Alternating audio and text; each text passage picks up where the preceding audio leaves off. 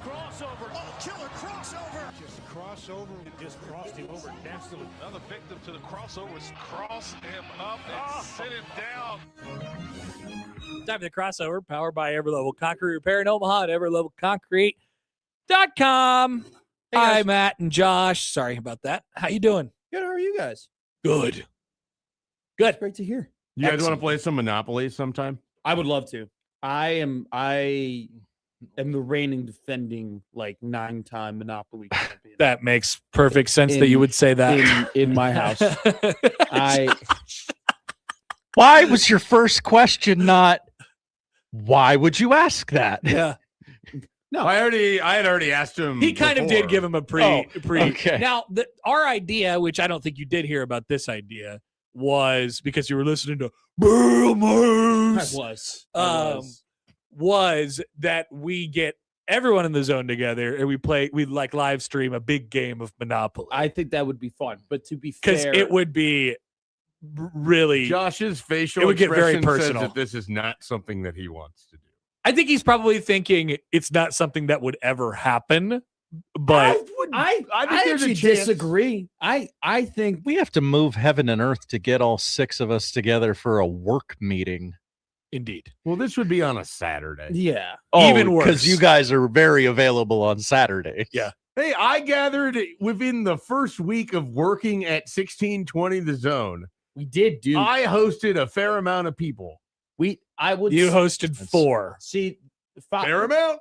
I would It is say fair. the It's fair. only issue I could see. Who's the quorum? The only we have a quorum. The only issue I could see is I actually don't doubt that we could get 5 to 6 of the zone people together to start the game. I just don't think the game would finish. I don't think we would reach the end of the game. And I actually think this guy in particular would, in 3 hours into the game, probably be like, all right, I'm done. I want to go home to my wife and my Not kids." if we were live streaming it and it was what we were supposed to be doing, If we were live streaming it, fine. Okay, I agree with which that. we would be. I mean, this is all content. I would do it. I'd be in. I'd love to do it. I think it'd be fun. I think it'd be entertaining. I think Not surprising. if You guys ready for Nick to bug you about camera angles? I and mean, I'm now imagining how you replace one of the shows at the end of the year with a live stream of Monopoly. Pretty funny. I think the people who don't already Marvin Gardens.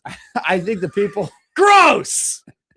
Disgusting. I think the people who already don't like me would probably enjoy watching me play Monopoly because I assume you I play would like get- a spaz. I get very well. I'm just competitive. I'm just a competitive human. spaz. Matt's the guy who buys every property he lands on, right? Yeah. Who Yeah. What? would- You don't? Wait. You don't? You have to Why would I buy Baltic Avenue? Yeah. There's no sense in that. for trades. Yeah. You go ahead. You get the other. When if I you- get $60 in 10 years. no. If Sounds great. If you all right, I'll trade for the other one. I'll put a hotel on it right away and make some quick liquid. Who's trading for Baltic Avenue? If you have the other brown item, and it's easy to put hotels on it. No, it's not Mediterranean. Oh, It's can something you different. name all the Monopoly Baltic- I properties? used to be able Baltic to. Avenue is a purple. It's at a the light very blue, beginning. isn't it? It was a brown on It's my purple. board. It's purple. All right, whatever it was. On my board, it was brown. What's the worst one? Baltic. Is Baltic brown? Avenue. Yeah. Yeah. What's the next color? It's Light light blue. blue. It's Connecticut. Connecticut Avenue's on there. I don't know another one. It's Vermont. Is it That's- Vermont? Vermont's on there, I believe. Oh yeah, good one. Good one. I know and Marvin then- Gardens is yellow. And then the Mhm. next one is pink, and that has Virginia Avenue is a pink one. New York. New York. No, New York's orange. Is New York orange? It's New York's one of the deep ones. New yeah. York. Well, it's the one. It's the end of the left side of the board. It's New York and Tennessee and St. Well, James. Well, orange is right before blue, which is the best one. No, orange is right before red. Red is Indiana, Illinois, and Kentucky. And then you turn the corner and it's green. And green then is green North Carolina, yeah. Pennsylvania, and Oh, I Look at us. Yeah. We got a fair North- amount of the board. yeah. This is pretty good. I'm the and worst then at this, obviously. then the run before the green, which is Pennsylvania, North Carolina. I forget the other one too. Isn't it Atlantic? Maybe yeah, but is Atlantic yellow or green? no. Atlantic's yellow with Ventura and Marvin Gardens. Right. And then it's Boardwalk and Park Place. And then you have We're the, missing a couple pieces. We'll throw it in the we- utilities. Pretty good. Virginia Throw in the utilities. What are all the railroads, Matt? B&O, Short Line, Reading. Reading. And then there's what's the fourth? Oh God, B&O, short line, reading. Is there a fourth railroad? There's 4. There's one on every. This is great because someone is shouting at the radio the fourth railroad. B&O, reading. Isn't it? But I don't know. I thought Is maybe it it's also Pennsylvania? I don't know. Are I there can't two speak to it. Pennsylvania spaces? No, there's not. There can't be. Chance, community Pennsylvania, chess. B&O. Oh, it short is. line, Right away, Mike. Reading or Reading. I'm not sure which it is. And Pennsylvania is also a green spot. It is. Too? Yeah. Interesting. I've never thought about this Neither until have I. today. Big real estate for Pennsylvania. Wow. Boardwalk, and then you got the chance spaces on the yellow. Well, they're Community on the- chest. Community chest is down. It's down the line. Yeah, I'm That's- just naming things.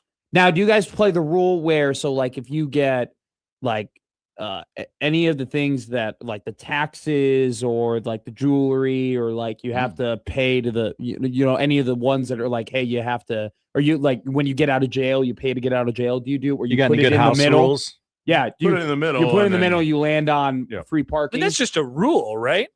I've played with people who don't do that. Oh, well, then- I played with people, they just pay it to the bank. My house, we would pay it to the middle and Yeah, then free I thought parking. it was just a pot that if you landed Yeah, on free I parking. always thought it was the pot too. I've played with people who don't do that. Interesting. They just Who pay wants it to the pay bank. it to the bank. I know that's Yeah. dumb.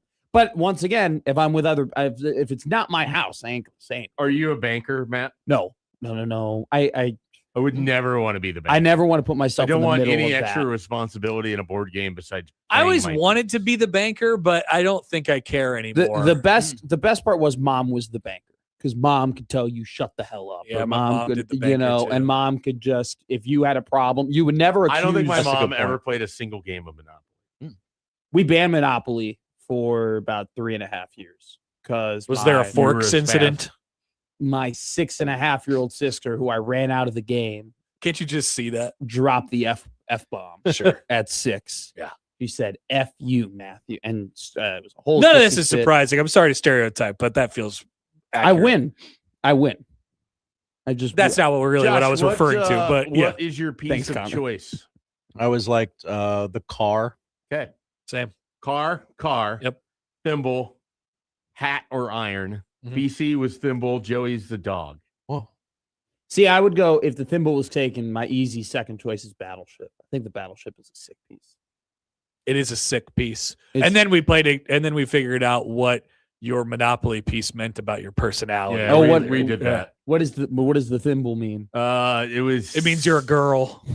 It said That's what it it's said. mostly- the piece most chosen by a girl. I choose the thimble to be different, so I think that's probably accurate. It says Contrarian. sensitive, something else, yeah, I am sensitive, something sensitive. else, and then creative were the three personalities. Very sensitive.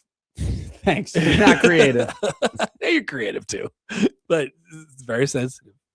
Well, very sensitive when it's blatantly wrong. See, I'm not sensitive when it's funny. You guys make fun of me, and if it's funny, I'm not sensitive about it. But if you make fun of me and it's incorrect, then yes, I'm Or mad if we about make it. fun of Chicago. Intolerance for inaccuracies. That's Yes. that was another one of the qualities. It wasn't. I'm aware. I thought of you two yesterday. Oh, good. Is it when you text us about the jersey? It was actually wild. I texted you and the event that made me think of you. What a great take by you, by the way. Those are so sexy. More coming. Shaver absolutely does not care, but I am not like. I'm gonna be honest with you. Like I've Really? never been. Helmet. I'm not going helmet, to. hat. Like very interested in that. Mhm. Oh, but okay. Interesting. The actual jersey. Not well. I've talked to you about this before. Like my whole thing about Creighton wearing powder blues, which you're right. The powder blue is in the outline of the Creighton logo, right? I'm not. it's in there, baby. I'm not gatekeeping their ability to wear baby blue, but I've always just thought the straight up blue that Creighton has is awesome. It's a great And blue. It's a great blue. I wouldn't even go away from that ever. And so that's that blue. And then cursive writing, like cursive writing in a dead week. Like it's on a baseball jersey, so nice. What are we going with? Black is the next one. I know the last Please no gray. I'm when done I with when I gray. was talking to people about this last year, I know that they wanted to do a new black, I think, and then they wanted to do Creighton this is the new blue. black. Many are saying. But I knew that they were going to lean. I didn't know what it would look like because I hadn't seen them before yesterday. But I knew that they would lean into the script Creighton, which is It's a nice choice. is very I'm because kind now of- they have a white jersey that is that. They have a powder blue that is that. They have a blue jersey that is that, and a gray jersey that is that. I'm as kind well. of out on gray jerseys Yeah. unless you're a long-standing MLB team. Whoa! Yeah. What? I don't know What do you mean? I'm just kind of out. Everybody has to have a gray uniform no matter what. I didn't really like the Nebraska gray jerseys last year. I didn't really Well, it like doesn't the mean Creighton that gray doesn't mean that jerseys. nobody should have gray jerseys. It means that Nebraska didn't do them well I'm enough. You kinda- didn't like the Creighton gray jerseys? No, not really. Equal time. What do we think of Nebraska's black jersey? I Like hate it. their hat. Yeah, Their bad hat is so bad. Triggering. Skinny end all the way, please. Thank you. I prefer Creighton's blue jerseys over Nebraska's black jerseys.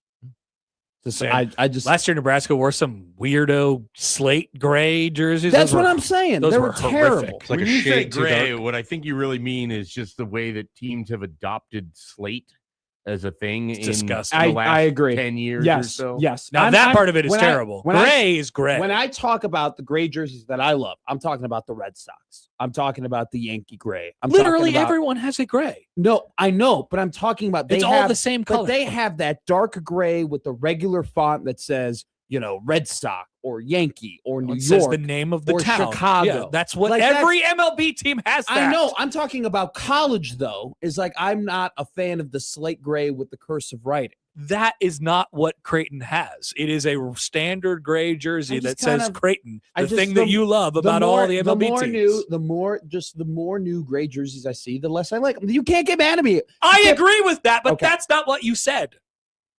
I said, what did I say? I'm out on gray jerseys. You said that no one outside of Major League Baseball teams should wear gray Classic Major League Baseball teams. Okay. And then you also Okay. backed I'll- off and said that all MLB teams have gray jerseys and I like them all and that Creighton's is somehow no, different, which it's not. no, not true. I named 5 teams that I like their gray jerseys. And I just told you that every single MLB team has the same gray jersey.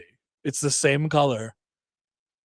I don't know that it's the same color. There's what the it has- it has Diamondbacks did never one been- like in the Ah, Diamondbacks okay, did one like okay. 5 years ago that was horrific, all and they if you want changed me- it. if They you went to want me regular gray. slightly adjust my take to gray jerseys are being overdone and not well correctly recently, then fine. That's No, that's I- sentiment. your Your take- to slate has been Correct. overdone. Yes, yes. Everyone would have been like, we agree. 100%. Okay. I very much agree with that. So I statement. thought of you two when I was at I went to lunch, and part of the reason I went to lunch, okay. How did you go to lunch? Well, I went to eat after my show Okay, thank you. at 3:00. dinner. You guys are the ultra specific. Just over say it. here. So we're sitting here at the bar, and there's a guy sitting next to me watching the hockey game. Okay, and he says something about the hockey game, and I'm nice to him, and I go, okay. I answer his question. He was or his- talking to you. He was, like intended, like out and intended for me to like hear it. So I Did talked. he peg you as a hockey guy?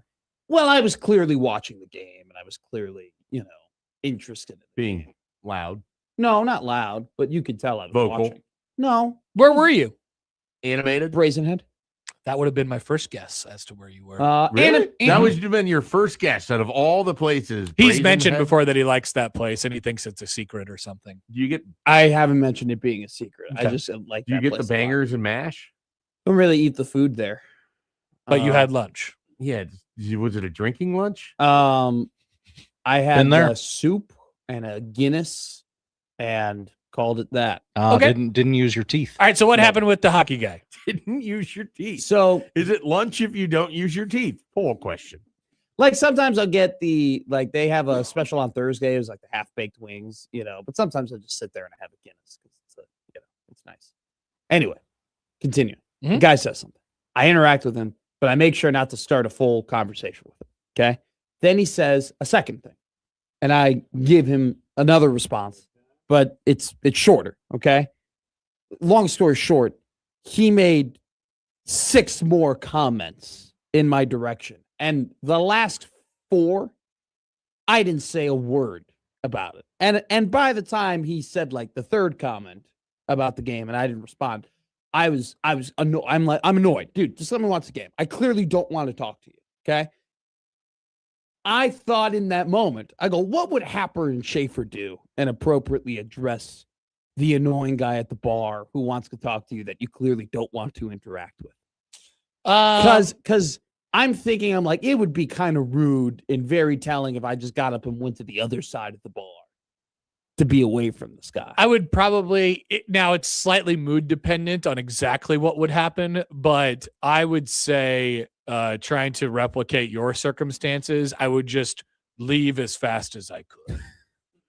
You know, like get the check and say, I'm out of here today. No but the big point deal. is that you definitely have the option of like, hey man, I'm just watching the hockey game. Like, can you just, you know, can you leave me alone? You know, or something less. What makes me mad, that. you're probably right, and that's what I did, is where I was like, all right, I'm done with this, I'm leaving, you know? Yeah. But the problem I did have is that, like, I shouldn't, I'm here to watch the hockey. The third option is, of course, just continuing to ignore him, which is an option. The reason why I didn't want to leave was just because I'm like, why would, like, I felt weak that I was going to allow this guy and his comments to like not allow me to enjoy the game that I sat down to enjoy. Well, I mean, outside things affect us. Can you provide any examples of what was being asked or said? Sure. So he brought up like Finland and Slovakia, right? He was like, yeah, the Finns have this and that, and blah blah blah. I was like, yeah, the Slovakian goalie was pretty good today, like won them that game. And then he was like, oh yeah, I mean, we have a product of that, UNO, Lacosi, whatever. And then he was like, haha. And then he imitated the PA announcer at the UNO hockey Nick game. Hanley. He imitated Nick Hanley. He goes, from blah, blah, blah, Slovakia, Simon. And I'm like, okay, dude, whatever.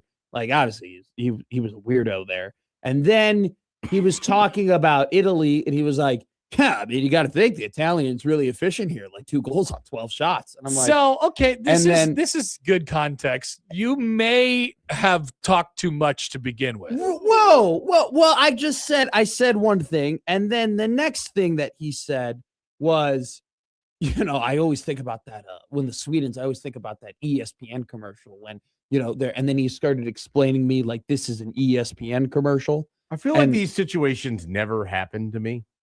Interesting. So I can't, I don't even know. I mean, obviously I have a card that none of you three can use, which is just pretend not to hear him. That's or true. Basically like, oh, sorry, it's hard I have for me to excellent hear. hearing. I've tried this in public. It doesn't work.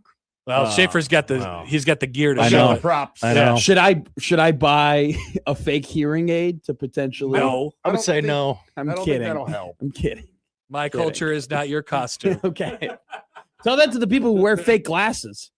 I know. Yeah. That's ridiculous. Fake glasses. Like that bum ass quarterback who went to Oregon. Yeah, he wore fake glasses. I'm like, this is embarrassing, dude. I think circumstances are important, obviously, but largely you're in control. And I do, upon further review, feel as if you may have given him a little bit of a window. Yeah.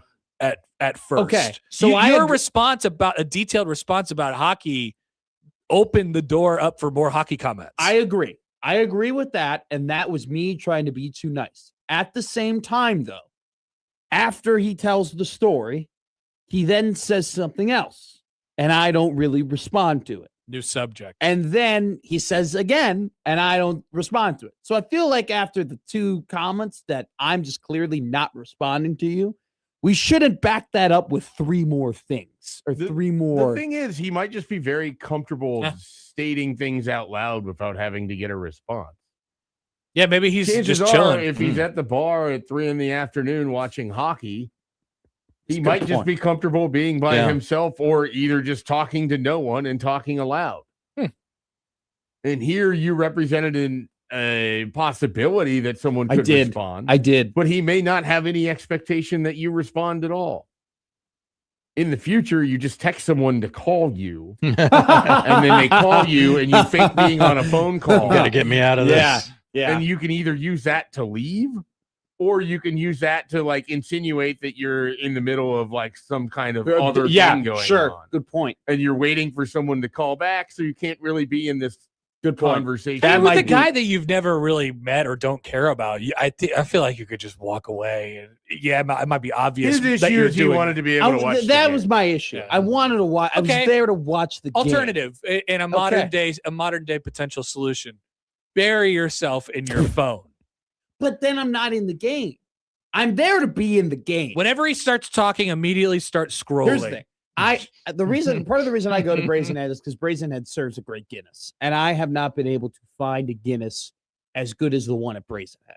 So I very much enjoy. Like, I will literally go and eat somewhere, and then just go to Brazen Head to drink. This leads to a very obvious question. Yep. What is it about the Brazen Head Guinness that sets it above other Guinness? Is it the just temperature? it's Is it the You got amount a of Clancy's. foam? number one, it's in the right glass. There are some places around here that have the Guinness tap, but they don't have the correct glasses for the Guinness. Do they They split the G? They do. They have waiters and waitresses who are trained and understand how to pour said Guinness, like what the process of pouring it looks like. They also, I'm because it's an Irish bar, invest more into having probably higher quality Guinness, or like make sure that they take care of the kegs of Guinness. Like, they go through, you can tell they go through the proper steps of taking care of these things. It's not just a keg that they happen to have. Also, too, I just think that when you're surrounded by a place that is obviously an Irish bar, there's a placebo effect that makes the Guinness taste better. That is definitely true. That's definitely true. Like if I And it's very plausible that they just know what they're doing. Exactly. But there's, I mean, this is kind of an Irish kind of town. Like, there's a lot of Irish bars around. see, I've only been to Check them out. Brazen. Check out Clancy's. What did you do for St. Patrick's Day last year? I didn't do anything. It's a big day here in Omaha. Sure is. They have a Have big, you ever heard of drinking? Barrett's? Yeah, go to Barrett's. they have a big thing over at Brazen. Shout out to our boys from Barrett. I actually would enjoy a kind of a layout. Like, I did not do St. Patrick's Day last year in Omaha because I was still very much trying to get my bearings. You Could have wake got your up bearing early. at Barrett's. Oh, So that should now be I their slogan. now I I like now that. I would Bearings at Barrett. now I would like a scouting report for what should I do for St. Patrick's Day. Oh, I'm Okay. sure there's guides around. I can certainly find you the 15-bar itinerary that my in-laws utilize for Hello. when they go I would love that. ham. I would love that. I attended one. Do you want St. to Patrick's do you Day want to with do them. St. Patrick's Day together? My 1620 the St. Patrick's Day? I will not be working from after that Tuesday on the rest of that week. So my plan was to go to one of the establishments after. St. Patrick's Day is on a Tuesday. When do you celebrate? Like, is the St. Patrick's Day like The day. festivities? It's on Tuesday. It's the I mean, like, there is a St. Patrick's Day weekend, which would be the weekend before. okay, before. Yeah. I would That's- think so. That's But tough. the bulk of the celebration is on the literal day. Oh, I agree. Yeah. Which I will, I'll find a way to solve. Saturday, March 14th is the parade. I was going to say there's a parade. Where's the parade at? Dundee? Around Thanks, downtown, right? 16th and Capitol is the opening. Mm-hmm. Nathan goes, if I see man in public, I shouldn't talk to him. Mhm. Can I tell you I'm a fan of the show? Yes, you can talk. If you see me in public, you are allowed to talk to me. Don't make that look. You're making that look as if you're about to say, clearly that's not what you stated. I'm just saying, like, if the guy came up to me, he's If like, he's drinking a Guinness, don't talk to him. Okay. If he's eating soup, it's not actually lunch because he's not using his teeth. All accurate. if you I didn't say anything. if you come up to me, you're saying a lot with your face right I didn't now. say You are communicating so much with your eyes and your cheeks. He's got an expressive face. He does have a very expressive face. Also, just like, watching softball. his very blue eyes kind of doesn't allow him to hide a lot of his thoughts. Just watching softball. I love softball. If Jordy from. if you see me and you go, hey, I love your show, or I'm a fan of the show, or I like the show, or your show's okay, I will have a conversation with you. I'll be incredibly respectful to you, and maybe even we become friends. I've become friends with people like What that. if they came up to you and they're like, you don't know hockey? I would kind Would of that, okay, of all the ways Yeah. that you could be insulted, Now this is a good bit for the public. is this the way, if they wanted to get the full Matt McMaster experience, would coming up and saying, I got to tell you, you Matt, don't know hockey. your hockey takes are just bad. Just flat out bad. I'd be like, thanks From for a guy from a hockey city, you don't know anything. It's like you put no thought into it and don't even watch the sport. I tell him, thanks for watching the show. No, you would not be able to resist. No. No. Just like you wouldn't be able to resist No. buying Baltic You Avenue. can barely resist right now, and you know that I'm saying this to try to get you going. No. Because first off, nobody would ever have that opinion. And second, But if they did, as a bit, You're going to start hearing it more and more. I hate that Josh gets that little Essian grin on his face when you guys start trying to pepper me. If somebody came, said that we're I like trying. to pepper you. I like to pepper him. I'm like my Matt peppered. I'm like a tomato basil soup, and A lot of fish Connor talk today. Connor just comes up and Pepper my boy. and Schaefer never says he's done. Never. Schaefer goes more. No, I'll tell you when. Don't worry. He's yeah. Did I tell you to I'm stop? not the one in charge Did I of tell you saying to when it's stop? done. That Did I is tell you your to job. stop? You can make it stop at any time.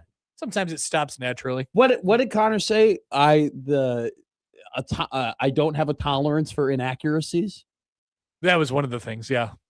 Here's the thing. People were like, why do you get along with Austin so much? Austin, all he does is make fun of you. Austin's funny. Like, Austin jokes about me are funny, and they're slightly accurate. And so I think, and we have a good time. And you don't think the rest of us are funny? No, I think you two do the same thing, but more than anybody else, and even more than Josh Peterson, you will purposefully nitpick or I say don't think things. that's accurate. Yeah. You will purposefully break down every single word under a microscope to make sure it's as accurate as it can be. And the slightest slippage of vernacular or just saying blatantly false things is what you guys will enact to try and make me mad. That might not. I don't know if that's the case or not. That's describing a lot more effort than I think we put into it. I think it's describing the perfect description of the perfect amount of effort. Okay, so let me just flippity dippity here. All right, so you are somewhat of an easy target because of your easily triggered nature. Yes, admittedly. Because as you were sitting here telling that story, you were reliving it in your mind, getting more agitated, which only then allowed me to be like, what if someone said this? And then you imagined it again in your mind, and you were already upset at this fictitious thing that hadn't happened. Yeah. And I'm watching it all in your face. Yeah. So, you know. It's another one of those things too. I often, and I don't, and this is not me ass kissing, but I often do hearken back to things that Connor Happer says. And your stance on just not wanting to get into altercations and hating fighting and hating things like that. It's so easy. It's one of those things that I've had to just be based off of like the sport that I played where that was not allowed. I've had to retrain myself in life to not do that. And I just don't want to do that. And that was one of those instances. You are yesterday. of altercations. I am very much so. Very much so. Was bred in them, really. And like, so it was kind of one of those things where yesterday it took a lot of power for me not to look at the guy and be like, please, I don't. You wanted there to be an altercation. I just please stop talking. When do you think you'll fall What off if the you just said wagon out of loud- altercations? Like, what if you just said out loud, oh, I came to this bar to just sit and drink with my own thoughts? Doesn't seem like he was that far off that. I was very close to doing that. And then, but I did. And this is why I thought of Happer and Schaefer, because I was like, I'm just going to leave, which is what Happer would do. And then I immediately thought, I wonder like what tidbits of knowledge Schaefer might drop here. And all you brought up was, I have a hearing aid, so I don't have to worry about it. I mean, it worked. Do you feel as if that there is an altercation brewing inside of you? That I think my brain is just one big altercation. No, but like, if the proper situation presents itself. Oh, you think there's like something. How long can you go without doing an altercation? Like people are alcoholics for a long time and then they stop and then they're like, ooh, dang, that looks good right now. Now I'm imagining Altercations Anonymous.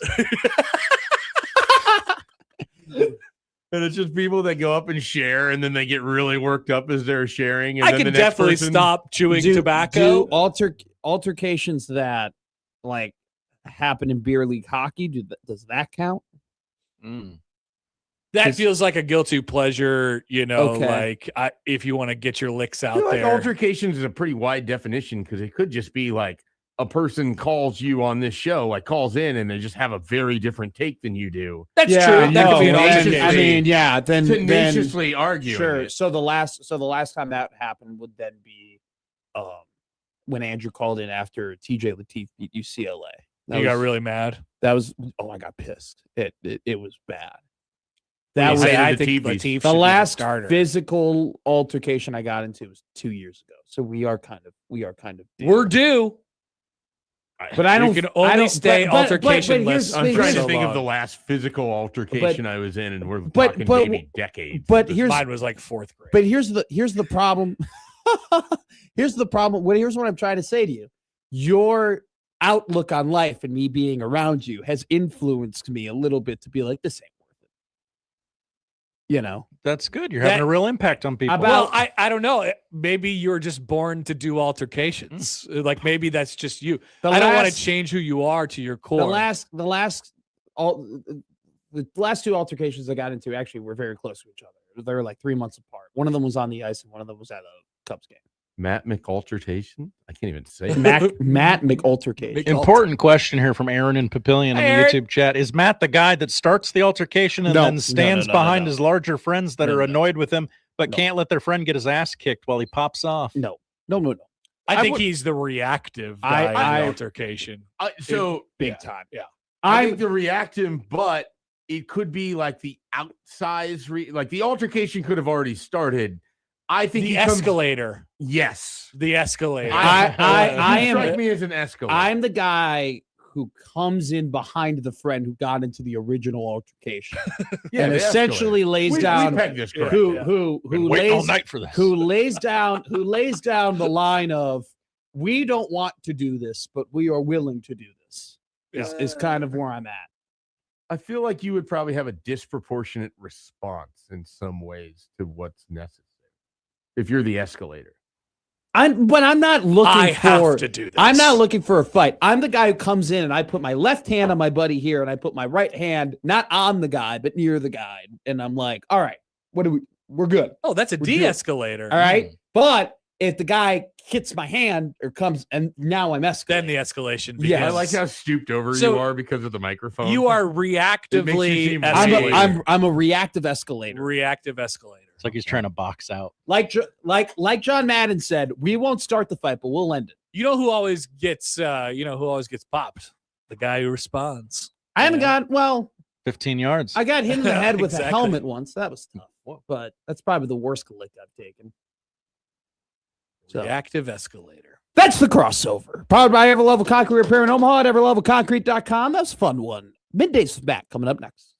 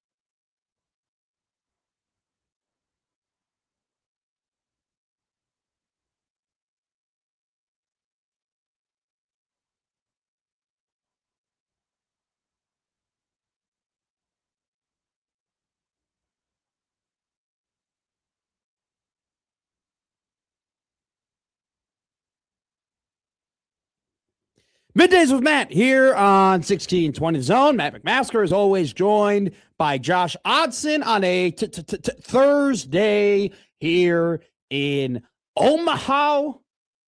We're in the weird weather of like the decline of false spring, but like it's a little nippy, but like you don't need that winter coat, if you know what I'm saying. You don't need to super layer up. No, we're gritting it out in the morning. But if you're like me, you don't really need, like, you're like, okay, a coat would help, but I don't need a coat.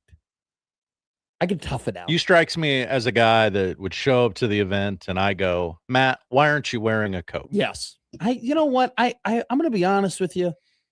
A lot of your "you strike me as a guy" sentences have hit me as if, yes, they're accurate, but I really don't think they're flattering. Like, I wish you would say sometimes, Matt, you strike me as a guy that is a really good gift giver, you know? Or, Matt, you strike me as a guy that if I called you at 3 a.m., you'd pick up and you'd come and fill up my tire. But no, it's instead you go, you strike me as a guy that gets into a lot of altercations. You strike me as a guy that purposefully doesn't wear a coat to seem tough. Not something that I'm doing on purpose, but maybe I should mix it up a little bit. Throw a good one. You know in what? There. I mean, I like to think we are friends, Josh. We are, all right? Yeah. And that we have a great relationship. I would like people to think, I mean, as time goes on, your comparisons make people think you hate me. Josh? I got to think about that going forward. I'm going to work on me. I point the thumb. I had somebody text me the other day who you don't know, who was like, crap tech was such a beautiful moment.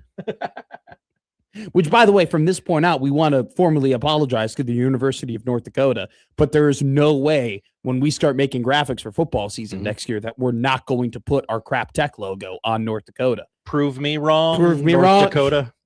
For this point on, North Dakota will be referenced as crap tech until they beat Nebraska football, which could happen. What do you think the look-ahead line to that game is? What was 6.5. Nebraska? Wait. What was Nebraska football against the spread this season? Michael? I think off the top of my head, they were 5-8. Michael's not listening right now. He doesn't listen to this. He doesn't listen to this. Oh. He typically listens in. Typically listens in around the 11:30 time. Okay. All right, here we go. I'm finding. Nebraska football overview. Nope, results and trends against the spread results. Nebraska this season. It wasn't good. I can tell you right now. Top of my. All right, you ready? What do you think Nebraska football against the spread was this season? I'll go. You're laughing, so my thought of 6-6 is probably not right. I'll go 4 and what would it be? 8? Do I even have the right number of games? No. It's 13 games. They played a bowl game. 4 and 9. They're 4-9. Exactly. Oh, look at me. They were exactly 4 and 9. Oh, put the pot up the board. I was gonna hit the mic. Oh. 4-9. They covered against So they covered against Akron. They covered against Houston Baptist. They covered against USC, and they covered against UCLA. That's 17th worst in the country. Yeah. They, in their final 3 games, they were a 7-point underdog against Penn State. They lost by 27. They were a 5-point underdog against Iowa. They lost by 24. And they were a 13-point underdog against Utah, and they lost by 22. Okay. So, yeah. Not great. The worst loss by far was when they were a 6.5-point favorite against Minnesota, and they lost the game by 18 for a spread differential of negative 24.5. So 4-9. That's tough. I know I didn't want to say it during the year, but there were multiple people who told me that they were riding the fade Nebraska train during the season. And this is a rule I think you know this about. I don't bet on Nebraska football games. I don't. Smart. There's no point. I probably would have made money if I did it, but there's no point to doing it. There's already too much emotional investment in it. I know it is February, but we actually are, what, today's the 12th? We're That's right. 9 days away from spring football, which is crazy to say because typically spring football doesn't begin until like mid-March. But for whatever reason, they've decided this season they are going to move up the spring football season. So spring football begins on the 21st of February. It ends on the 28th of March. The 11 a.m. is the kickoff for the spring game this season. We'll talk about the spring game and what it means financially for Nebraska, because I know that last year they definitely, they put on that event, that Husker Games event. I went to it. It was pretty well done, all things considered, in terms of what they were trying to accomplish. But, they did not make the money that they typically would make from a full-on spring game, and they're going to make a lot more money this year. Somebody who has some thoughts on that is Steve Sipple. He'll be joining the show at 11 o'clock. We're going to talk Moose with him. I'm making a declaration, though. Okay. This is the last day we talk about Bill Moose. Forever? Forever. We can reference a thing or two down the line, if like there's ever, we are allowed to reference Bill Moose if we ever get to the point where there's like problems in the athletic department, if there's like an actual upheaval in the athletic department, maybe we'll go ahead and reference some things Bill Moose said. But I'm going to declare right now, if you got a Bill Moose opinion, email us at the Equitable Bank inbox, Matt at 1620 Zone, Joshua at 1620 Zone. If you have a Bill Moose opinion and you want to call about it, 402-951-1620. That's the Prairie Flower Casino hotline. Play longer with more. Today's the last day to get it out, okay? And our interview with Steve Sipple will probably be 50% Bill Moose, and then we're done after today. Then we're done, okay? He was the athletic director. He had his issues. He got the issues out. All of those people in his book are gone. At this point, everything that we know is that there's kind of nothing really like that happening, at least to that extent, right now in the athletic department, at least from what we've gathered and how things are moving at the athletic department. I think it's pretty easy to say that. Today's the last day. Today's the last day to get out. Oh, we also do want to remind you, it is a poll question Thursday. Because I tried establishing that bit 2 Thursdays ago, and then I got multiple emails from people being like, what happened to poll question Thursday? Whoa. So we're gonna move forward with it. So there is one up already. We're gonna try and we'll make a concerted effort today on our poll question Thursday to try and get as many up as possible, and then we'll read some of them at the end of the show before Dog of the Day, which, damn it, Josh. Oh. Right there. Okay, you were saying that a little. I didn't like the tone in which you said that. Really got to work on me. Work on your tone. Work on your tone. I've been told that before. I'll be told that again. Write that down. Write that down. Take that note. You're going to want to write that down. You're going to want to write that. Don't you hate it when people say that? I think I say that as a quip because I personally despised that. You're going to want to write that down. What, so I can never look at it again? Mm-hmm. It's not just writing. You're not just going to remember it because you wrote it down. You have to revisit it. You have to revisit afterward. it. I'm going to be real with you. Since high school, I don't know how many times I've really revisited notes. I've revisited notes people have made for me. People have written me, hey, here's some, and I've reread those. I appreciate that. But the things that, no, get out of here. Kenneth goes writing things down as a bit. Poll question: is it a bit to write things down? Okay. It's poll question Thursday. So we'll talk about we'll talk about Bill Moose with Steve Sipple. We'll take your Bill Moose opinions for the final day.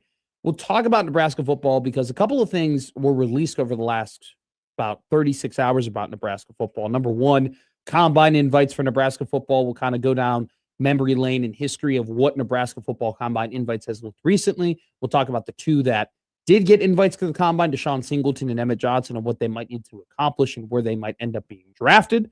We'll also kind of dive a little bit more into combine invites and player development and player evaluation and maybe more accurately the lack thereof in the Matt Rule era and currently just in the recent 10-year history of Nebraska football, because Nebraska football has had 11 combine invites over the last 4 seasons, and Ohio State this season alone has had 11 combine invites. So 4 Iowa Western Reavers will be at this year's look combine. Dude, come on now.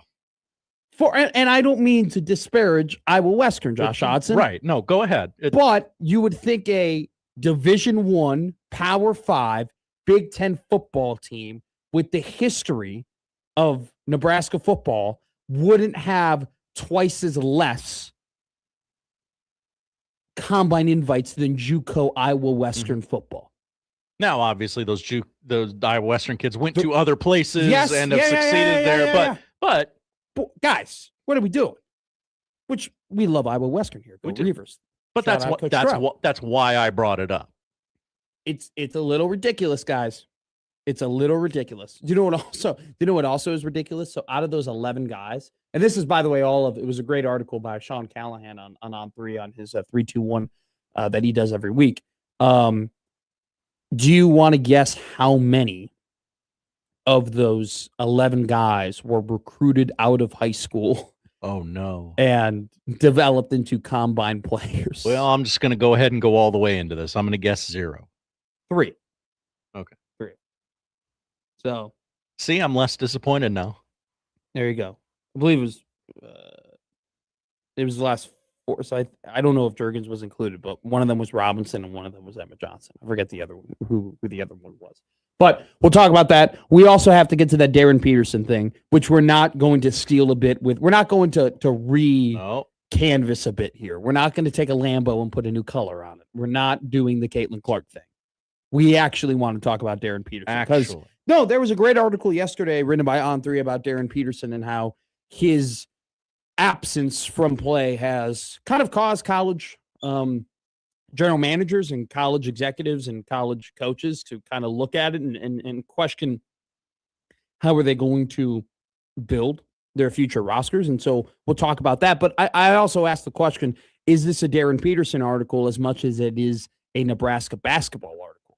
Because they talk about in this article of spending all this money on top high school prospects and necessarily not finding the success that you were anticipating finding. I don't think you have to look too far in college basketball to find a team that has established themselves as a top 12 pro or top 10 team this season that very well could make the Elite 8 during the NCAA tournament. And when I say not looking far, look to Lincoln, Nebraska, in terms of the fact that they've created a team that can contend, and yet they have a fraction of the money poured into the roster that Kentucky and Kansas and other teams that have not played well or have not played as well as them have. Now, Kansas is playing some great basketball right now, so probably not the best example, but more so Kentucky and Kansas State, definitely an example of that, in which we'll talk about Kansas State because holy Lord, Jerome Tang. We have a clip from Mr. Tang and his presser yesterday. Good God. Which, by the way, so Josh, you're phenomenal producer, you've gone ahead and you've clipped about, I think what I wanted you to clip was about 30 seconds. There was about 2 minutes and 20 seconds of that entire press conference of him just being like, I don't know. I don't know anymore. We also have some fun live sports that will be going on during the show. LSU and Nebraska right now are at the Clearwater Invitational as a diving grab there by Nebraska does not come to fruition. Currently, the score is 6-0. Nebraska leads LSU, the number 10 team ranked in the country. So I know we've discussed banning the phrase, but B2A, am I right?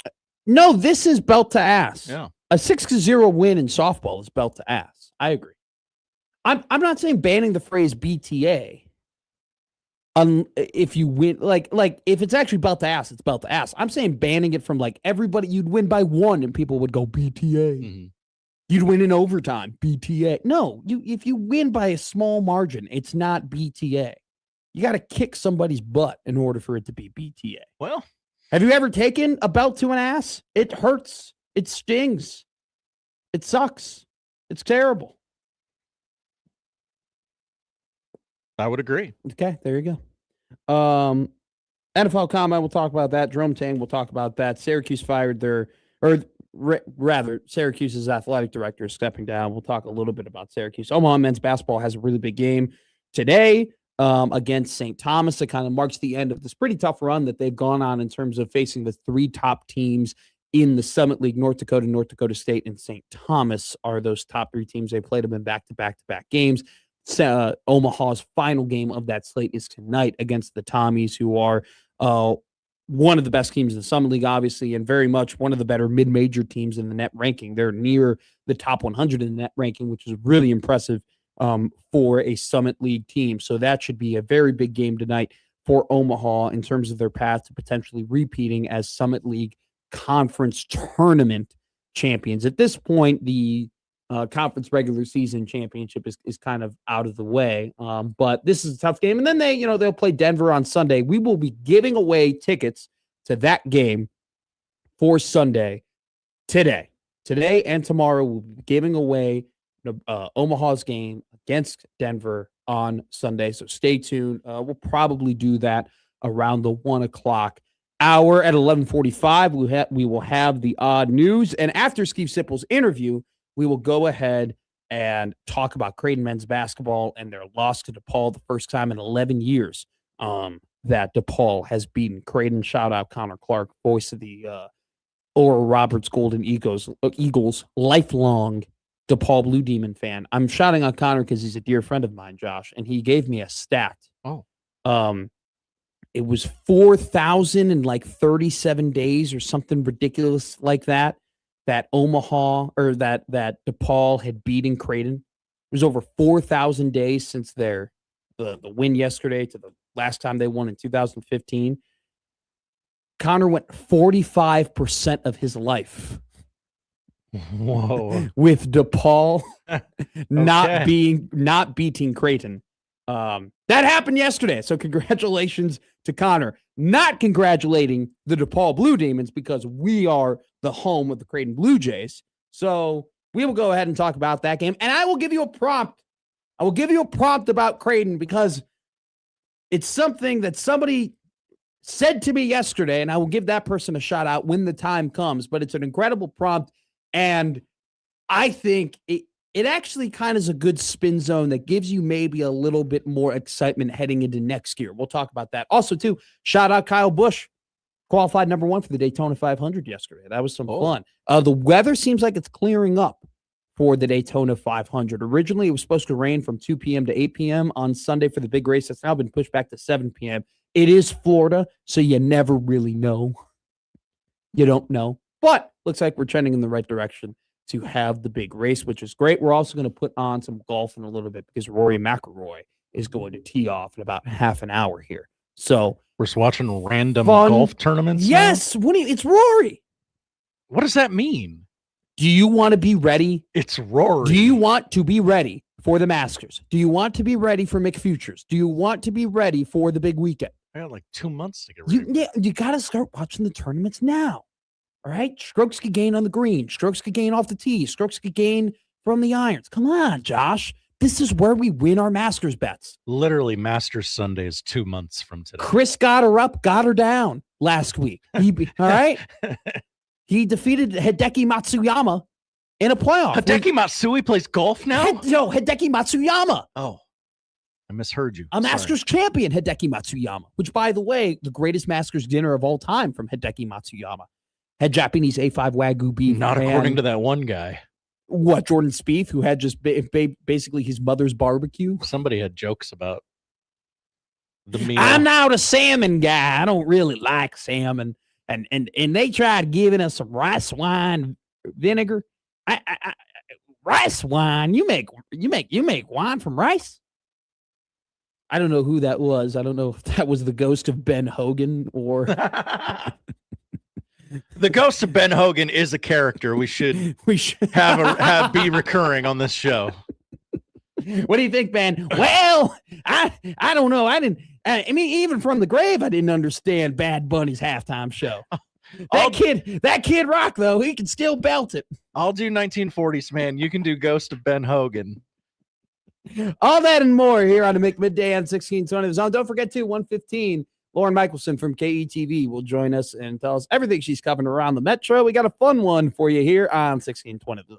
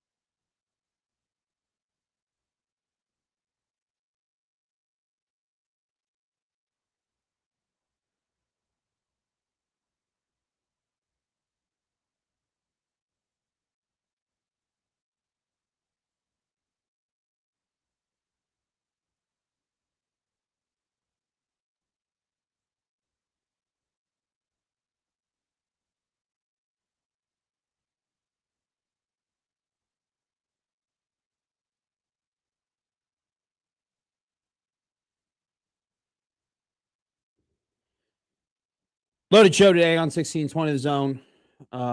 If you're a New York Giants fan, don't go on Twitter today.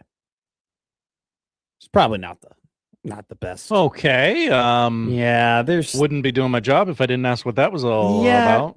Have you heard about some files that have come out? Oh, recently? yes. That guy. Yeah. I forgot about that. So, Yeah. what was it, like 3 million pages or something like that? Like, there was a ridiculous It was amount a of transactional relationship. Okay.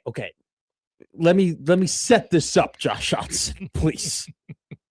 There was a lot of things that came out about these files, correct? Hearing a lot about the files. And yes. so, like, there's been it's taken a lot of time of digging through things and finding things, right? Because it's a lot of paperwork. there's a lot of these emails, if you will. And so, as time has gone on the last couple of days, it seems like, all right, there's just kind of more and more that comes out because people are finding these things. It's kind of like reading the Bill Moose book. It's just like, as he kept going, it's like you kept seeing more tweets, right? There was just a progression of Peterson and I just being like, oh, Dana Altman. Oh, he didn't want to hire Frost. Oh, the Big 12. Like, it was a progression of things, right? Now, David Tisch, the New York Giants president, was released today. Ari Meirov on Twitter went ahead and tweeted out that there are a lot of emails between the current owner of the New York Giants and Mr. Jeff, the financier from New York, after he was a registered felon. So one of those things where, if you're a New York Giants fan, you don't really want to get clowned today. Probably stay off of the tweets, if you will. 878 instances of that name coming up.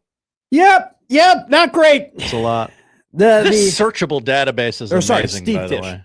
So Ari Meirov goes, he tweeted this out this morning. Co-owner Steve Tisch, my apologies, Steve Tisch, exchanged dozens of emails with Jeffrey Epstein years after Epstein had registered as a level 3 sex offender. We don't have to go any further than that. I just wanted to know why we were being careful with Giants fans. And you've told me why. Thank you. Moving on. Thank you, Josh, for keeping the show moving. Drag you out of this. What do you mean drag me out? You were going to do a whole thing. No, I wasn't. Okay. I wasn't going to do anything. I was just going to say, just stay off of Twitter. Speaking about getting clowned, things happened in Evanston yesterday where the Northwestern Wildcats. So they were up 14. They were up 16 with 14 minutes left. They were then up 11 with 10 to go. And I went ahead and I did look at DraftKings money line, and I was ready to make a call. I was ready to dial up Fat Rob and have him put a couple dimes on some things. It was only Vegas has caught on to me. Okay. Oh, no. Vegas has caught on to the Cats.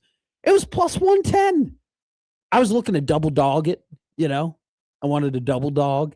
Could you imagine how insufferable I would be if I in betweened the Michigan money line down 14 and then also had Northwestern cover the spread? That would have been insane. But don't you see something like that and you always feel like your heart sinks. You're like, oh, they're not going to win, are they? They're winning. So they hit it. So it was 16 with 14 to go. Then they got it down to like 14 with 13 to go. Then they hit a 3 with 10 to play, and it was 11. They were up 11 with 10 to play, and I go, there's no way they're winning this game. There's no way. Like, it was inevitable. And now, though, I didn't think at the time, up 11, and I had 10.5 points to play with, that I would end up losing the bet. They lost by 12. Embarrassing. An absolute clowning. Talk about clowning. Virginia Tech, big win yesterday. They were an 8.5-point underdog against Clemson on the road, of all places in the ACC, against the number 20 team in the country. They pulled off a big win. Va Tech, let's go ahead and look at their bracket matrix here. They were a team that had received votes, but they were not other at-larges. So that's a massive win for Va Tech to potentially put them within the bubble. So big stuff in that regard. UConn yesterday, they defeated Butler. That was a double-digit point win for the Huskies. But once again, kind of struggled a little bit with the bottom of the Big East. So that's kind of something to keep an eye on. I think UConn's a very good team, but I don't know if I'm going to put them in the upper echelon. I think they're on the top of tier 2. I would not put them as a tier 1 team, in my opinion. But I think tier 1 is getting smaller and smaller. And I think this week has kind of proved that. Like, there have been, Illinois has fallen out of tier 1. You can't lose back-to-back games like that and still be in tier 1. I think tier 1 kind of at this point is Michigan, Arizona, Duke, and Houston. I think that's kind of what we're looking at this point. And I think that UConn is probably a loss or two away, and Houston conversely is a big win away, and they have plenty of opportunity for that in the Big 12 to getting themselves into that 1 seed line. So that'll be something to follow. Houston and Connecticut, who gets that last 1 seed? It seems like unless Arizona is a complete fraud, and they just end up losing a ton of these games that they have up on their schedule that are very tough, it seems like they're kind of locked for a 1 seed, and Michigan is.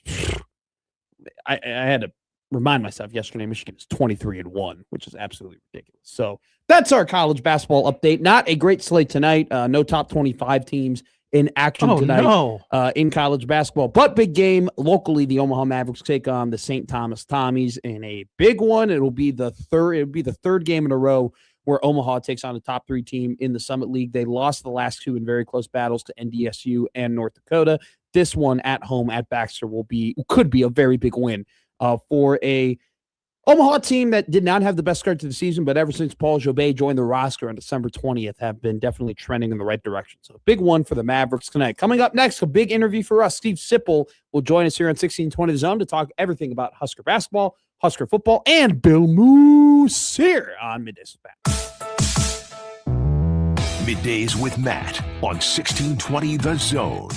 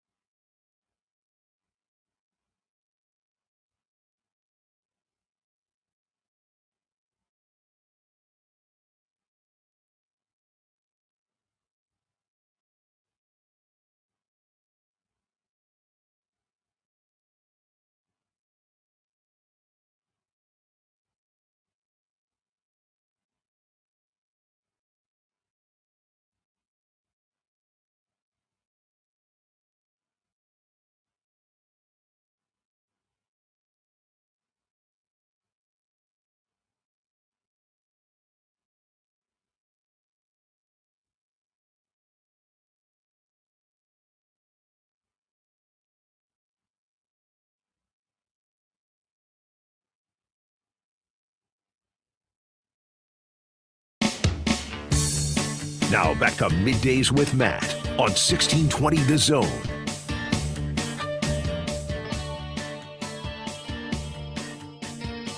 Been a big week for us here at 1620 Zone, and particularly on Middays with Matt.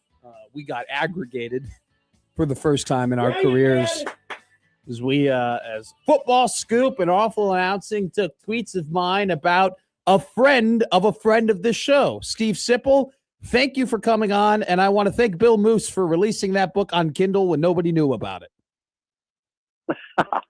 Yeah, thank Bill Moose. I will.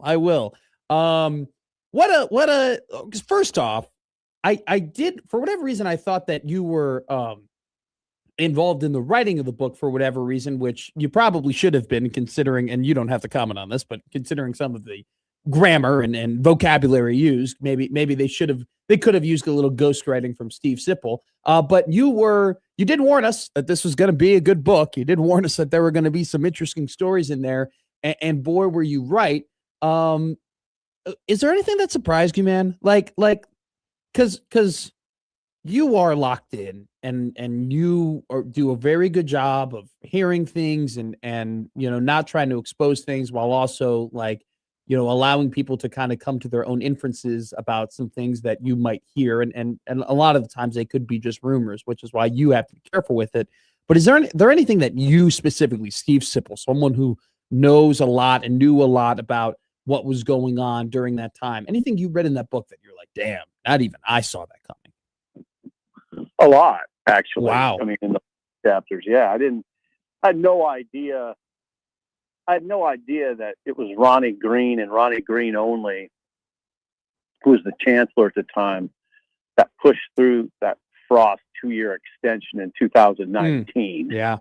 It's a curious move at the time. I just figured it was approved by all parties. I was stunned to hear that Bill had no involvement in it, that the sitting AD had no involvement in it.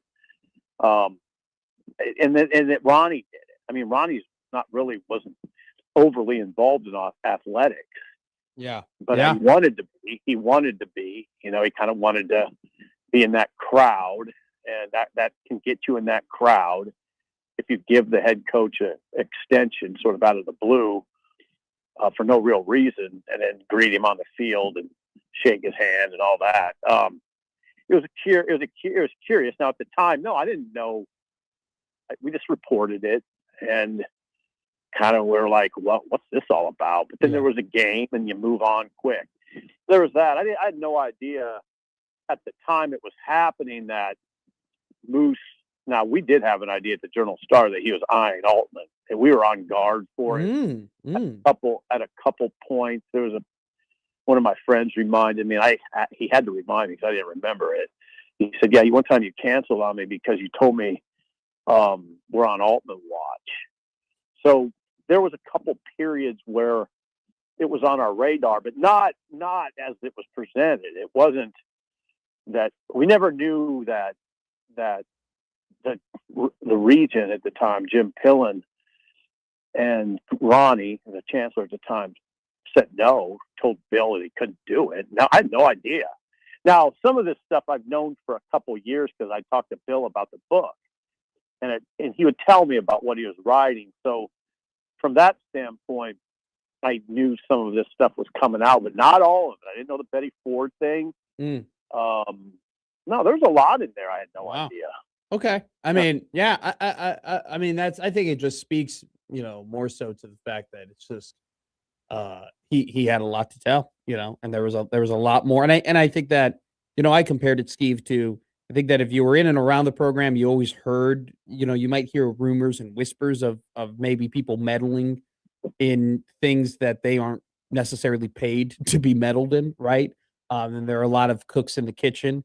And I think also too, you can use intuition when you just basic business, right? When things go awry, typically it has to do with not knowing who's in charge. And I think that, Bill kind of expressed a lot of those sentiments. And it was the first time that we really saw somebody come out of the house and say everything that you might think that was going on in there in terms of turmoil and being disconnected was occurring. So I thought it was wildly interesting. I do want to ask you a question, though, about your interview with Bill yesterday on 93.7 The Ticket on your show. It was a great interview. Want to give you guys credit for that. I think he handled that very well. Bill yesterday, though, said something very interesting to me, and I want to get your personal thoughts on it. He very much expressed that he felt like that he had to hire Frost. That if he didn't hire Frost, that he was going to get fired. But he then had to, and he told this to you, he contacted the people and said, hey, I'm a football guy. I'm a football athletic director, right? Like I wanted, I can do this. Football is what I'm meant to do. And that's part of the reason he got the job. My question to you is, why do you think then Nebraska hired Bill Moose specifically if all he was instructed to do was hire Frost? It wasn't all. I was really in tune with that because I talked to Hank Bounds a lot at that time who made the hire. It was largely too about personality. They were looking for someone that was really I don't want to say opposite, but very much unlike Sean Eichhorst, his predecessor. Bill's very big personality, affable, funny, storyteller, approachable, extremely approachable.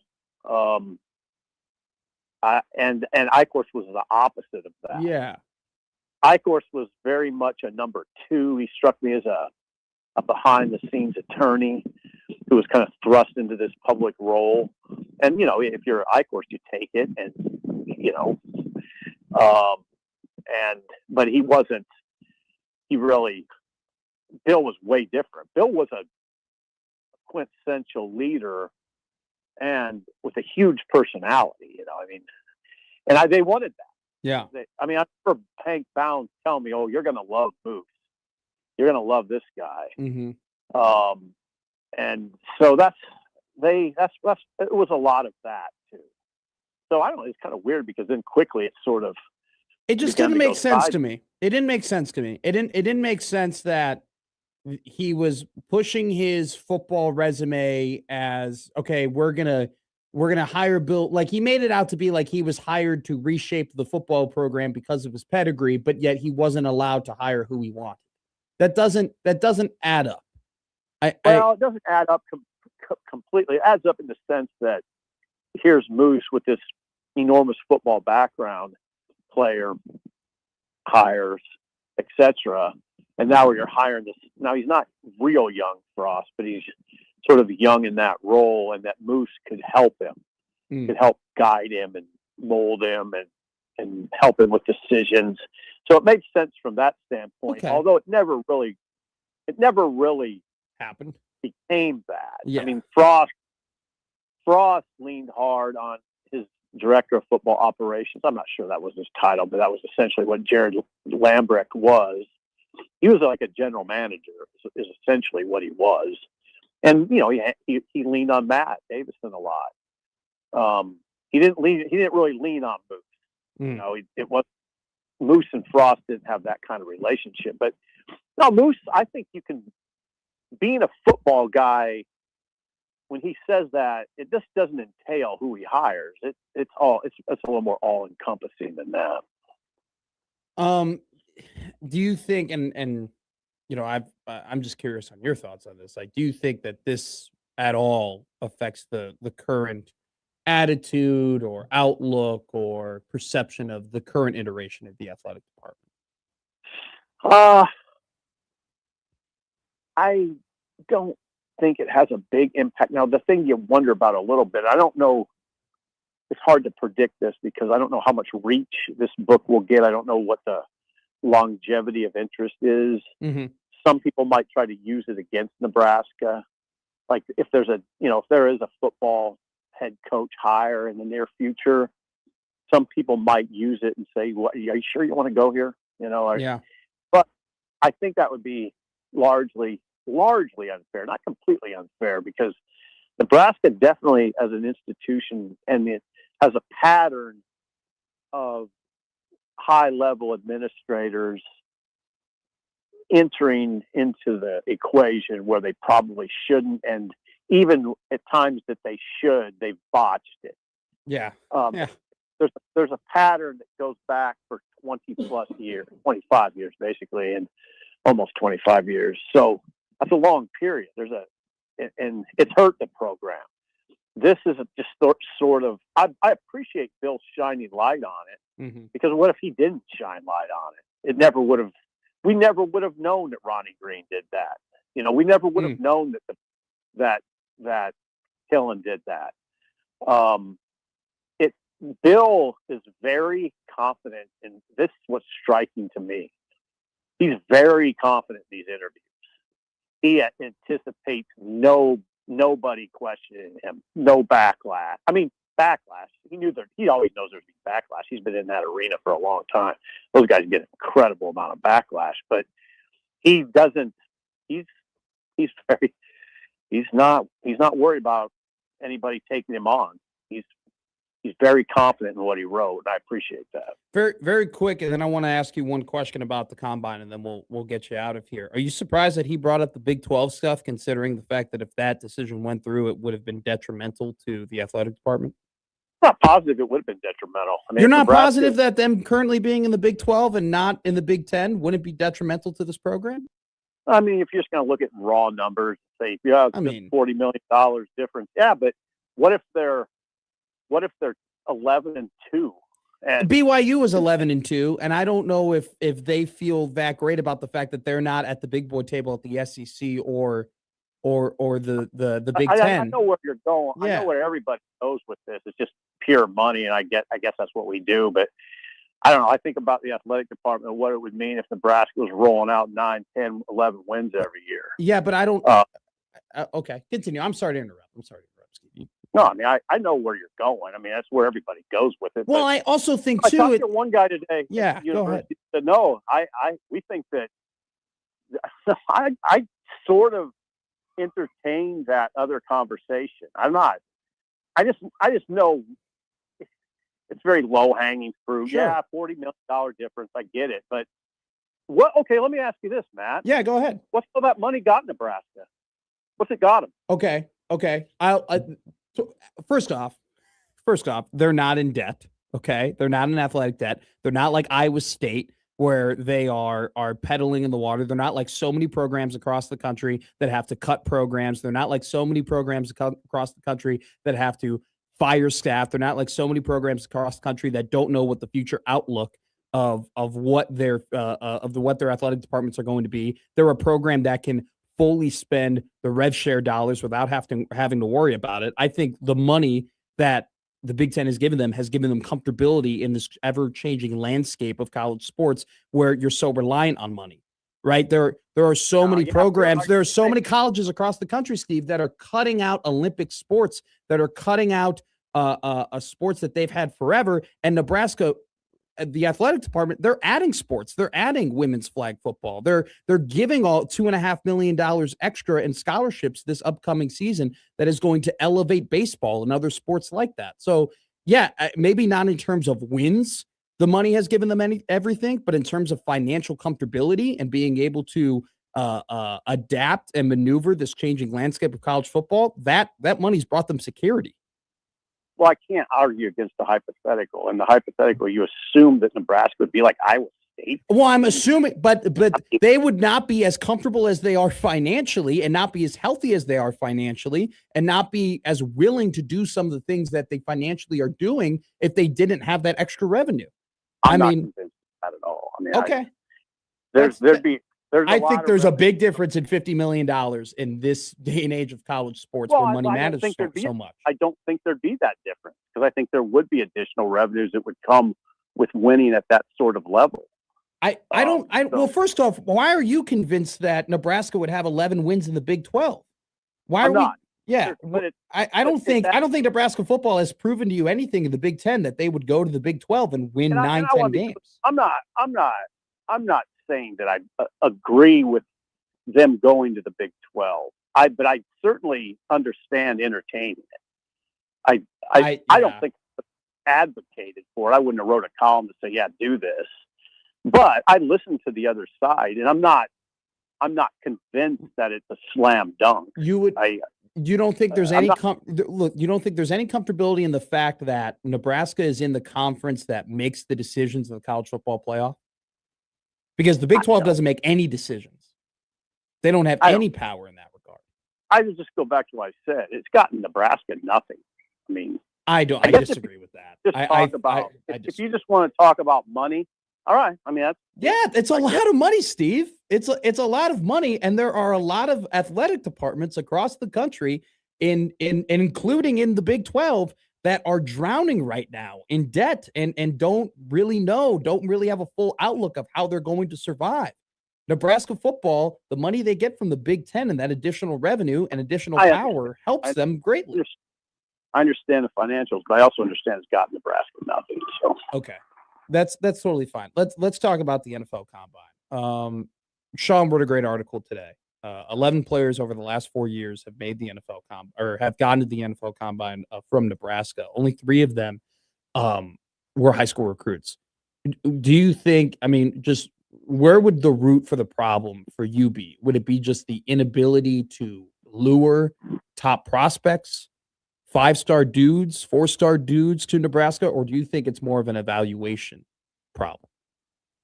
It's hardly ever an either or. Okay. I mean, that's fine. It hardly ever is. There's a ton that goes into that conversation. Why is Nebraska dropped off? I don't know. They have enough money, right? They should be able to get guys. Sure. You're right. You're right. It's a good point. It's all about money. Why are we having this conversation? Yeah. That's fine. I don't. I think there's a lot, and some of it. There's been so much instability in the coach realm. Mm-hmm. You know, just a revolving door that, in 1997 you would never have anticipated. Now it used to. I mean, I can't even remember half the coaches that have gone through that place anymore. I mean, it's so that impacts it. You're continually changing systems. You're continually changing coaching methods, strategy. Guys come through the program and have 3 or 4 different assistants. They're learning 3 or 4 different defenses, all these different techniques. I think that has had a pretty big impact. Why have they not? I don't know. It is a major league question. Yeah, it's the question. It is, in my opinion, because that's what it comes down to. If Nebraska has 2 guys invited to the combine and Penn State has 9, and you just know that number, who are you picking? Yeah, great point. That's all you know. Yeah. That's all you know. You're picking. I mean, come on. I mean, Nebraska's not in position to compete for a conference title. Not in any kind of genuine position. It's just a pie in the sky notion that if a team ever wins the Big Ten with 2 combine guys, it's one of the most miraculous coaching jobs in the history of sports. And it's not going to happen. No, it's not. You're totally. And the funny thing is too, is that, we clown on Maryland and we clown on Mike Loxley, and we look at that as a program as Nebraska should beat handily. They had like 5 draft picks last year. I know. I know. Like, what are we doing? I think, Steve, it's a great observation from you to not. You point out the coaching turmoil, but it's interesting.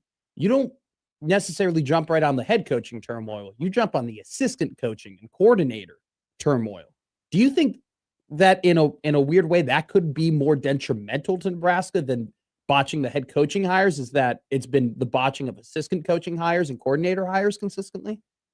They go hand in hand. Yeah, I mean, it does. But it's definitely a factor. Yeah. I mean, it's stunning. It's been stunning to me. It remains stunning to me. And some of it's just a function of my age. Because Matt, I saw it here when Nebraska was Alabama. And then I saw it when they were still up to Alabama now. Sean was going through Alabama. I was going through if you just go through the 2003 roster, Nebraska's, those are interesting exercises I would encourage people to do. The 2003 team, I believe, was 10-3. It wasn't a remarkable team, But if you look at the talent on that team and compare it to recent years, it's pretty remarkable how much better it was. Yeah. I mean, it is. It's almost stunning to me how much better it was. And I don't think we do that enough here, where we don't reflect enough on what's happened and the impact and what it used to look like compared to now, because it's profoundly different. And I've had conversations with a lot of people about it, and it's startling what's happened to the roster. Steve Sipple, I always appreciate these conversations, man. They're not interviews. That was great. These aren't interviews; these are convos, and you and I feel like we always bring different perspectives to things, and that's always the best about this. Always look forward to these conversations on Thursdays, my friend. We will see you in a week's time. All right, keep up the good work, man. Thank you, Steve. I appreciate you greatly. Steve Sipple of Husker Online and On 3 and 93.7 The Ticket. That was fun. Talk about an altercation. Many people worried about you. What do you mean? Just want to make sure everybody's okay. What? Want to make sure you guys are friends. We've been doing this. Yeah. We've been doing this. This is how Steve and I get at it. We push each other. It's fun. It's always, like I said, it's never an interview. There are interviews that we have on here that are interviews. Okay. We don't interview Steve Sipple. We do not. We talk to Steve. Even though I would say $50 million makes quite the difference. Just one man's opinion. But it is what it is. So that was fun. We're going to have some more fun talking about Creighton basketball coming up next. Oh, no. Middays with Matt. Middays with Matt on 1620 The Zone.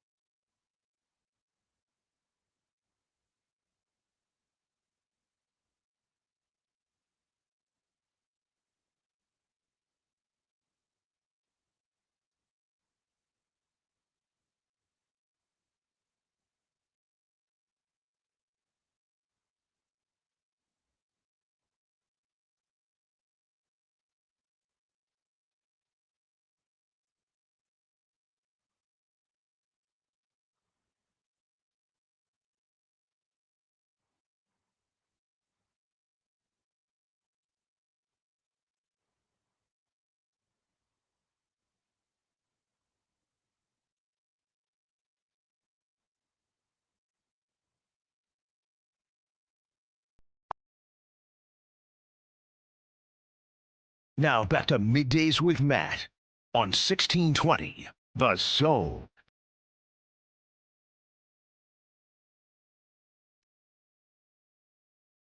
So I've watched about a minute and a half here of Canadian hockey.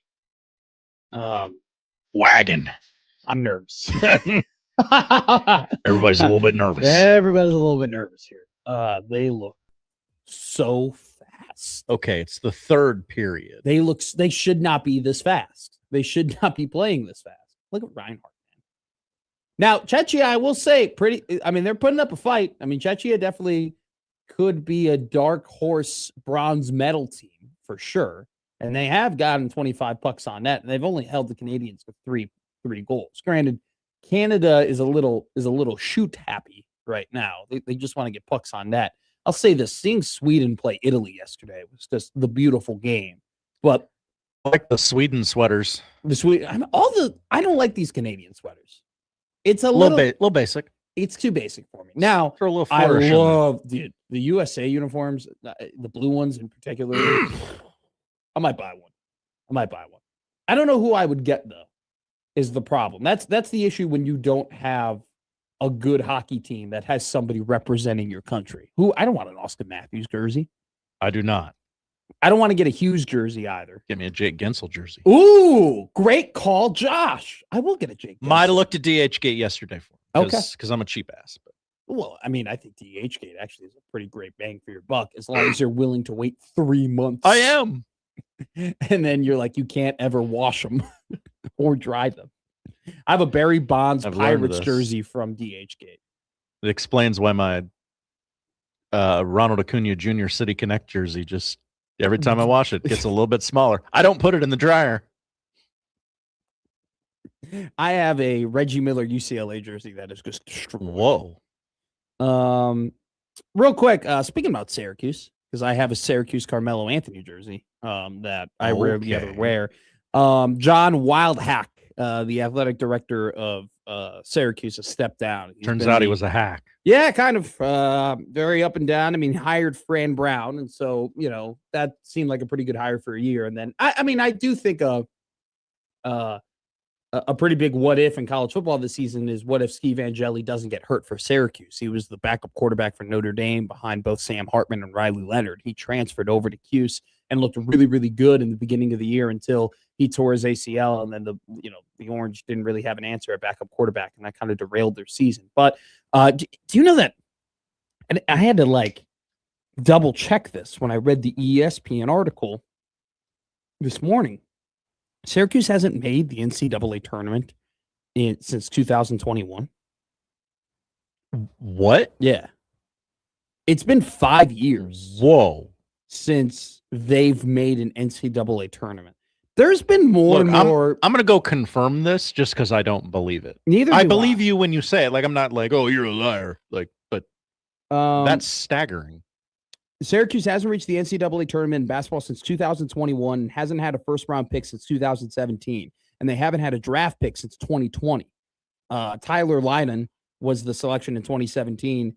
In 2017, marked Syracuse's sixth straight season with a first-round NBA draft pick. Matt. Yeah. Syracuse hasn't made the tournament since 2021. I know. The prior 10 years before Wildhack, Syracuse won 73.7% of his basketball games and won 65% of conference games. In that era, it spanned both the ACC and the Big East.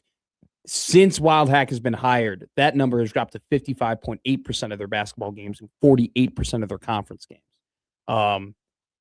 They just have not they have not been the same since Boeheim retired and Boeheim retired. And kind of one of those things where it's like, was Syracuse really like were they Boeheim and Anthony merchants?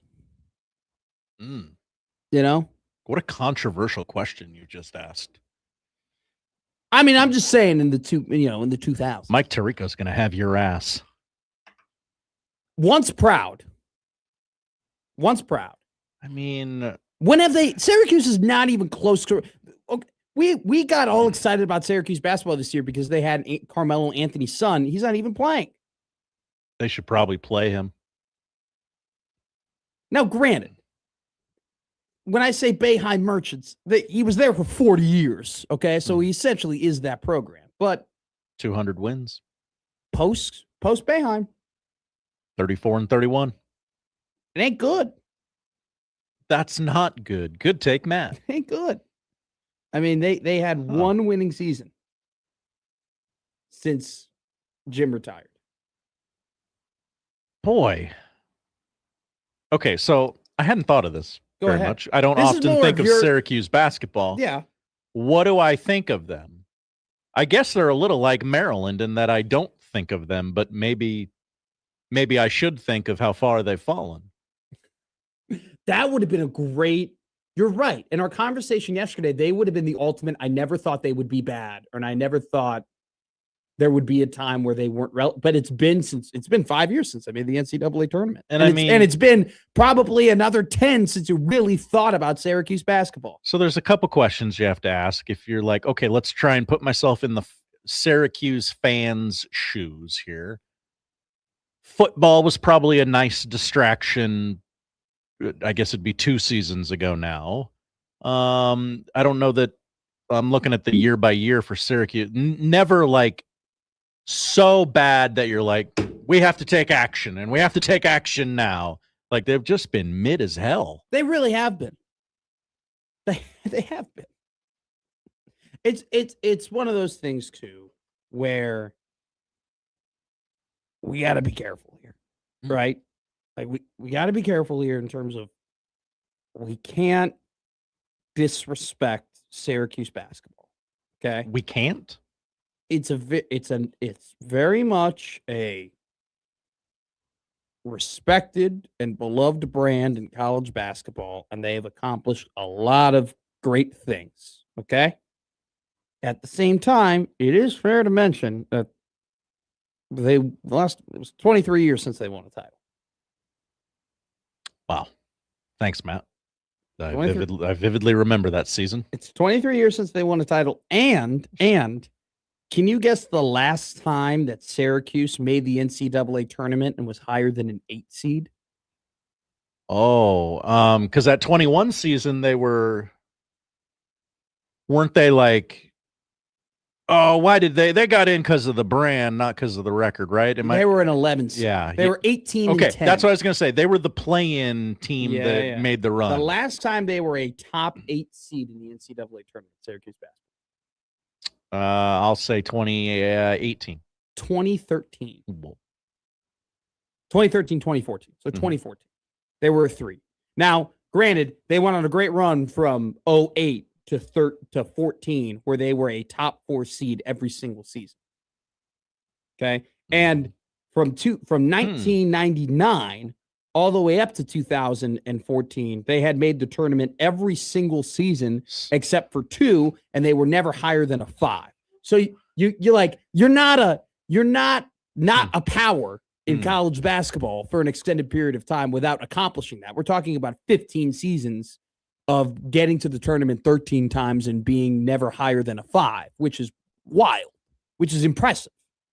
But since 2014, which is when they went to the ACC. Yes, it's a year after. They had 1 year of going to the ACC. Right. And then they had and that would be a roster that carried over, right? But in 6 seasons, they made the tournament 4 times. They were never higher than an 8.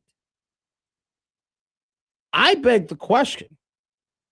We talk about Indiana football or Indiana basketball being a pretty good comparison to Nebraska football, and I think it's probably the best, maybe apples to apples if you're going cross sport.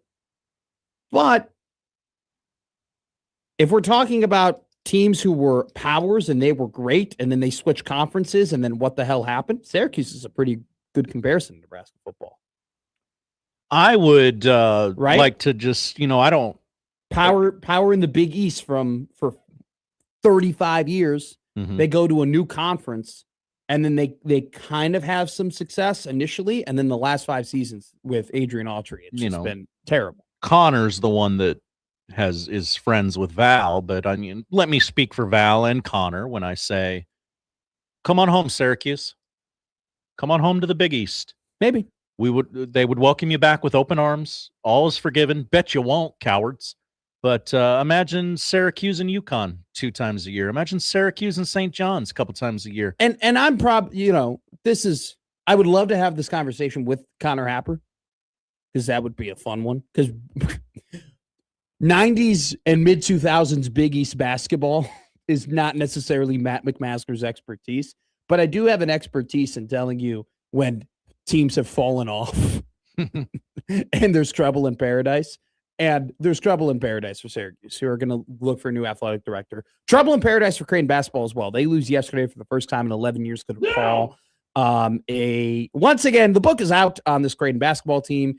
It's easy to just, I said this a couple of weeks ago. I was a little concerned about the stretch that Creighton was going to go on because the book was out on them, right? The book is out that they are weak in the paint. The book is out that if you have a physical big, you're going to be able to dominate. Do you have like the box score open in front of you? 72-71. Yeah. 46-12 is points in the paint. Points in the paint. Okay. Because when I was watching this game, and it was frustrating as hell for me, DePaul had 39 points and 30 of them were in the paint. Yeah. And I'm like, well, guys, I think we know what they're doing. Why don't we just... They went 23 of 35 from 2-point attempts yesterday. That's 65%. The book is out. If you have a physical big like NJ Benson or Oswin on Providence or Zuby Ejiofor, be able to beat Creighton pretty, you're going to be able to compete with them or blow them out like St. John's and UConn did. And if you're even, and here's why St. John's and they got good guard play, but I'll tell you why UConn really, really had success against Creighton is because they had the physical big and they had the backcourt that could get off the perimeter very quickly and get to the paint on their own, which is, a double doozy if you're going to play Creighton. So the book is kind of out on them. And so these games were going to be more difficult, especially in the Big East, because you play every team twice. Once you play a team once, they're like, all right, we're going to kind of back pocket the fact that Creighton can't really guard the paint. Double doozy. That's the game. I mean, I really don't have to go more in depth other than they lost the game, even though they shot pretty well because they got out rebounded and they couldn't guard the paint. I thought we were going to have like an all-time Jason Green from 3 night there pretty early on. Jay Green wants to shoot more of those. He does. But he's a little nervous. I think he's a little nervous with his shoulder and because he's got the brace on and everything, but he wants to shoot it a little bit more. And anything to get me out of the paint and banging around all these bigger bodies than me, coach. I'll become a 3-point shooter. I don't care. I'll do it. Hudson Greer looked good yesterday. 9 points, 3 3-pointers made. The kid's no longer a freshman. You got to wonder what his season would be if he never got injured. How many games ago they could have used him, right? If his progress didn't get delayed, but he's making progress now. And hit 3 threes yesterday, becoming more confident. Love his shot. I just like his frame. I like how big he is. I'm going to pose a question we'll answer in the 12 o'clock hour. Okay. Because that's kind of the recap of the game. DePaul got to the paint. Didn't matter. Creighton couldn't shoot well.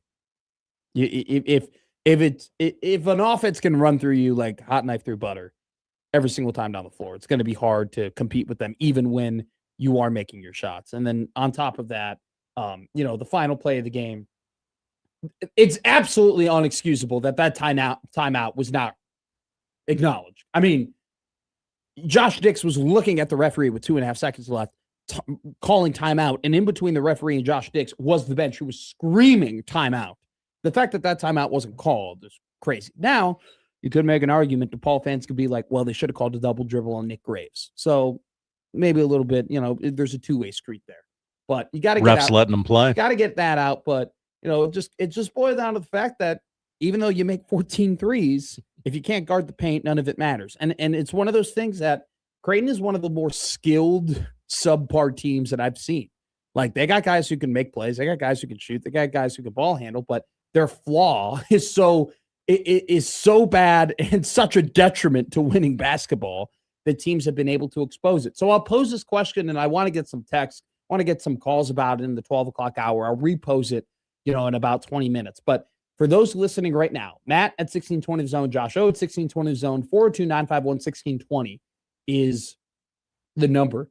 How many wins would this team have if they had Ryan Kalkbrenner or a guy like Ryan Kalkbrenner, had a physical presence in the paint, had a 6'11" power forward, had a 7-foot center that could be a mountain in the paint that could deter shots. How many more wins above replacement is a power forward or center like that?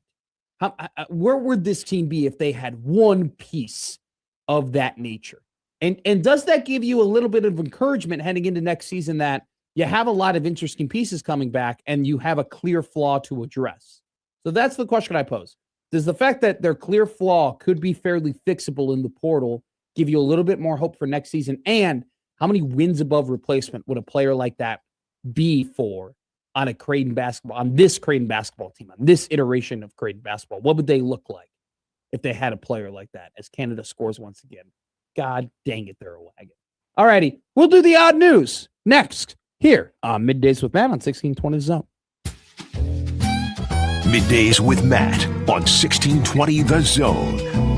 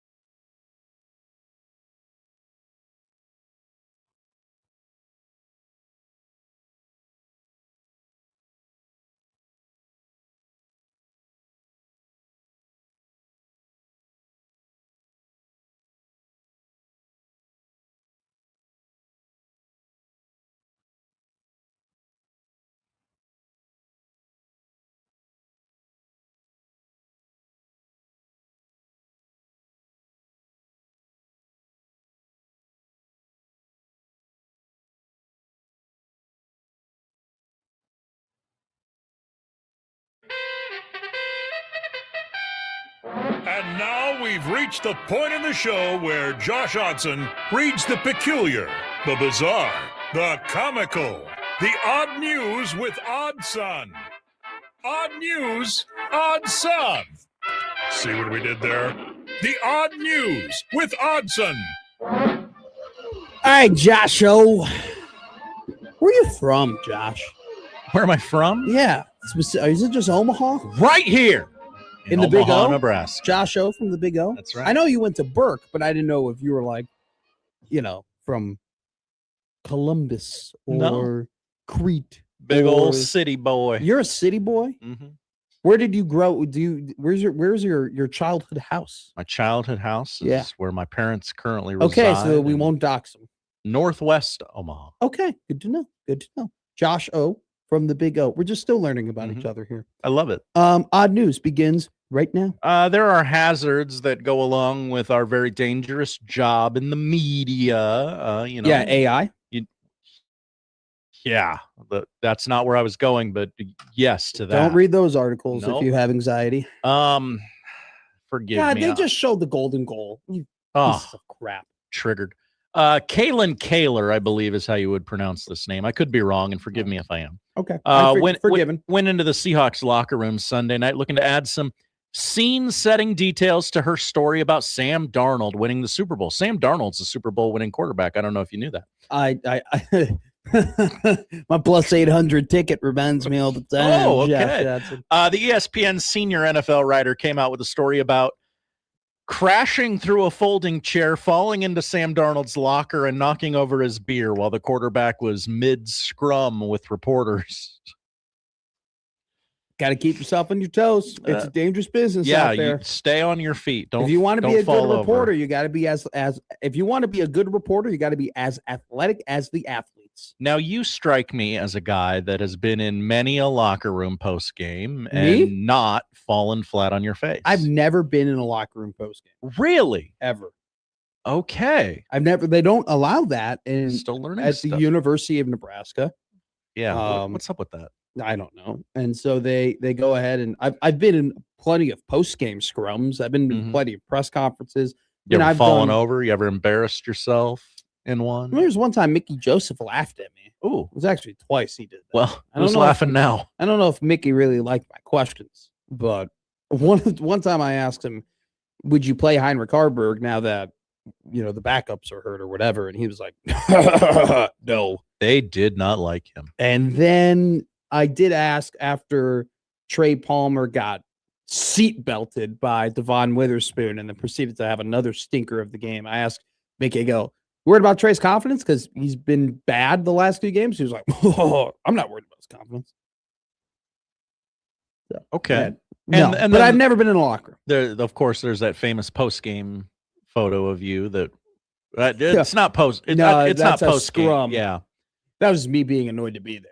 Just being like, this is pointless. We're gonna meme the hell out of that thing. We are. If they end up playing to the schedule. Mm-hmm. So to paint the picture for the radio audience and the podcast audience, hi, how you doing? We love you.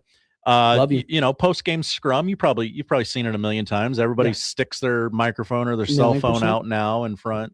So she goes to kneel on the chair to just kind of get her hand in there a little bit more, and the folding chair collapses. And, Sam Darnold checks on her, makes sure, oh my gosh, you okay? He goes back to answering a question, and then someone goes, your beer is spilling all over your nice, expensive clothes that you were going to wear. So he has to stop mid-answer and I have to tend to this, everyone. What's her name? Kaylin? Kaylin DeBoer. No, Kaylin Kaler. I feel bad for her. I do too. That's tough. It's an accident. Yeah. Accidents happen. Mm-hmm. She was embarrassed about it. Absolutely. She was probably super sorry about it too. I mean, Sam's a stud, so he probably didn't make a big deal over it, which was nice. But that sucks. She did go on 104.3 The Score. Oh, good for her. At least she got an interview out of it. And talked about it with the crew over there. Oh, this is a Chicago station. You're familiar with these gentlemen. Oh, no. It's okay. 670 The Score is what it is. 104.3 is their new FM signal. They got that signal. FM Sports? Oh my goodness. Yes. Could you imagine such a thing? Could you imagine? Yeah, no, they 104.3 used to be like an R&B soul station in Chicago. And so what was it? It was at Holmes. Was it Spiegel and Holmes? Rahimi and Harrison. No, Layla Rahimi. She's one of the first, if not the only, major market female radio host. She's awesome. She's great at her job. Okay. And then her partner, I forget his name, but I see clips of them all the time. They're classy. That's a classy pair. It's a classy show. Yeah, well, it's not like Ziggy and the Butt. No, it's not like Bernstein. Okay, but I don't know what that means, but yeah, I like it. Don't look up Dan Bernstein. Okay, won't do it. We move to swimming, where go ahead. Swimmer in England lost her leg. Oh no, her prosthetic leg. Still 69 years young. Okay, this Nice. gets weirder and weirder.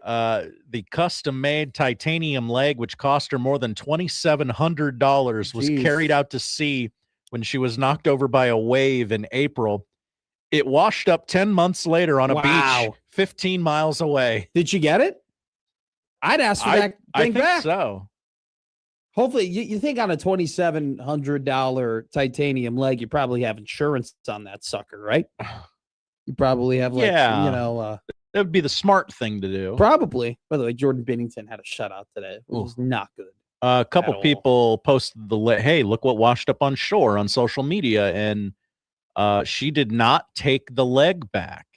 Oh, why didn't she take the leg back? Oh no, I'm sorry. I misinterpreted the article here. I'm trying to read and talk at the same time. Go ahead. The people who found it washed ashore. They did not they didn't mess with it. They didn't take it anywhere. They left it, but they were like, "Oh, look, it's here." And then the woman probably hopped on over to the beach and grabbed. Okay, good to know. Yeah. All right, I'm glad everybody got their body parts back. Body parts are important. What's our next story? Great take. Finally, look, I know there's a lot of money involved in gambling on the Super Bowl, and I'm not trying to mess with any sponsors. Sure. But perhaps we've gone too far. Have we jumped the shark? Maybe, as $24 million were wagered on Kalshi for whether or not Mark Wahlberg would attend the Super Bowl. Poll question: would you ever gamble on Mark Wahlberg? Then why? This is insane to me. Why? The number exceeded the amount bet on 31 other celebrities and politicians combined. It was 5 times greater than the amount wagered on Ben Affleck on President T. Oh, he wasn't going to be there. I don't know. What a security nightmare that would be, right? I mean, it's already the Super Bowl. They're already worried about other people being there too, in regard to President. Yeah, he didn't want to watch lots of portions of said Super Bowl, so it'd be weird if he went there. Probably the 17 minutes in between the play. Yeah. But Monday night, Kalshi had still not resolved the question of whether or not they didn't know Patriots fan Mark Wahlberg showed up for the game. They didn't have a Mark Wahlberg expert. Poll question: do you know a Mark Wahlberg expert? Okay, so make sure you're writing these down because I'm talking here, so I'm not going to remember these. Okay, but they're good. They're good. Folks with inside information, not able to get to Kalshi and let people know, hey, this is what happened or didn't happen. So Kalshi is asking, was he there? Involved. Mark, where were you? And we need a photo. Now, NBC showed they did a lot of, hey, these are the celebrities in attendance. I would think Mark Wahlberg, Boston guy. Yeah. Do my Colin Cowherd here. Mark Wahlberg, Boston guy. Boston guy. Patriots grew up going fan. to Duncan. Yeah. So they would show him. They would have showed him if he was there, right? I don't know. I don't know. Yeah, probably. I would think so. Once again, it always dates back to why would you gamble? You go to work every day. You work 8 hours, and it's hard work. And in that hard work, you get a reward. It's called money. And you need that money to do things. Why you would take your hard-earned working money and bet it on whether or not a slightly controversial Boston man went to a sporting event is beyond me. Although, I don't Not to shame people for gambling because I Do it a lot. yeah. Mhm. I believe you said in the second week of the show you gamble more than I know, more than any person I know. Now, Not in terms of amount, but in terms of quantity. Right. Yes. your boy here doesn't mess with Kalshi. I don't know what that is. Kalshi is stupid. It's weird and scary to me. But if I was betting on something and I saw, will Mark Wahlberg be at the Super Bowl? I definitely would have said, yeah, that's easy money. What were the odds? He will be there. What were the Great odds? question. I don't know. I don't Oh. have that in my story. Okay, well, you know what? Tell me the odds, and then maybe I'd flip it and tell you it's a good bet. Might have been profitable to say no. The odds with Oddson. I'll bet that would be a good dog of the day. Would Mark Wahlberg show up at the Super Bowl and bet no? Yeah, I don't think a dog of the day needs Kalshi. I don't. I think we're doing just fine with DraftKings and FanDuel, and going to our local casinos like Prairie Flower Casino. Prairie Flower Casino. Play longer, win more. It's the sponsor of our 1620 The Zone hotline. 402-951-1620 The Zone. Also, too, do not forget to enter into our Get Your S Together $5,000 sweepstakes. You can do that at 1620thezone.com. Coming up next, we'll answer the question, how many more wins would Ryan Kalkbrenner or a just good defensive center be worth to Creighton basketball this season? And does that hole, and it's that hole should be, I don't want to go ahead and say easy to fix, but is the fact that the transfer portal exists and that type of player is out there for Creighton to acquire, does that encourage you for next season, considering a lot of these guys are pretty talented and a portion of them, a pretty big portion of them, are coming back next season? We'll talk about all of that next here on Middays with Matt on 1620 The Zone. Middays with Matt on 1620 The Zone.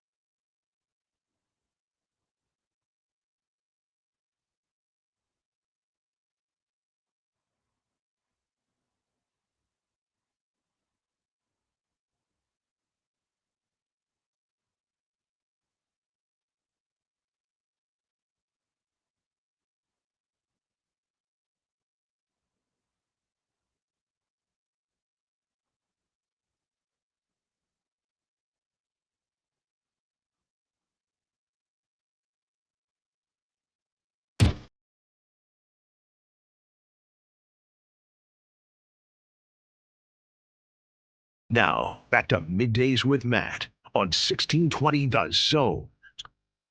Tim Verghese tweets that Nebraska is in the top 5 for a Loganville, Georgia 4-star interior offensive lineman, Jordan Ogbanama. Jordan learn how to say this. Ogbanama. They're in the top 5 along with Texas A&M, Florida, Georgia, and Miami. Those are fraud schools. 2 of them are. All hat, Well, no out of the camel. 5, 3 of them are, and it ain't Georgia and Miami. So, if you will. But alrighty, let's talk. We'll talk about Creighton basketball in a second. But I saw something yesterday from Creighton baseball, who begins their season tomorrow on the road against St. Mary's. Let's put the picture up here. Josh Hodson. Well, hold on. I got it. You talk. Look at those things. She's a beaut, Clark.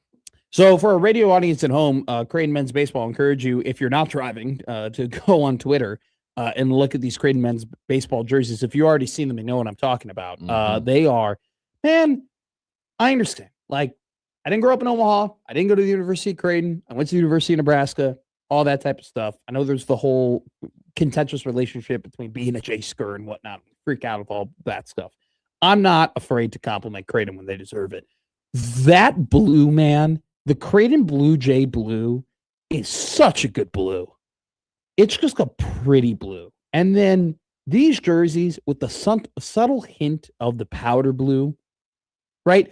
I don't like that powder blue is now all in your face. I feel like every team and their mother has a powder blue jersey. This jersey that they dropped yesterday is that nice, I'll call it royal blue for lack of a better term. Numbers are powder blue.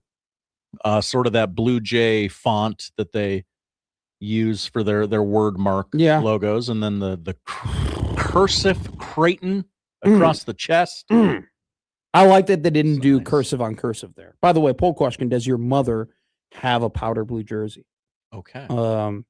It is poll question Thursday here on Middays with Matt. If you have a poll question, go ahead, text it in 429511620. Also call us. We'll have a Creighton basketball prompt to re-up in a second here on the Prairie Flower Casino hotline. But these Creighton baseball jerseys, if I were a Creighton, if I were a blue-blooded Creighton fan, I'm picking that up immediately. Also, too, the just Blue Jay logo is a sharp logo, and I love the logo with, and then they got the C, so you have the C, and then overlapping the C is the Blue Jay, and then you got the big East patch, and then I know you can say what you want about their products and stuff like that, and people always have takes, but the Nike swoosh is such a pretty. It just adds something. I just feel like there aren't that many logos. There aren't as many logos that add to a product as much as the Nike logo. Like the Nike logo, for whatever reason, like just makes something look better. It doesn't make a bad jersey look good, but it makes a really good jersey look great. And it makes a good jersey look really good. I know what you're saying. You know, like that's a hot jersey. Now, here are the ones that they just added, Josh Hodson. I have not seen these yet. Okay. You ready for me to do it? Yes. They just tweeted this out. This is their white jersey. Oh, it's cream. Cream. Whoa. Blue pinstripes. Whoa. Excuse me. Royal blue pinstripes. Royal blue cursive Creighton across the chest. Oh my Lord. This is going to be paired with a blue hat, it seems. These are nice. We said we wanted more cream in baseball. I believe a poll question was, is baseball a cream sport that we once had? Yes, we did do that, didn't we? Look at these things, man.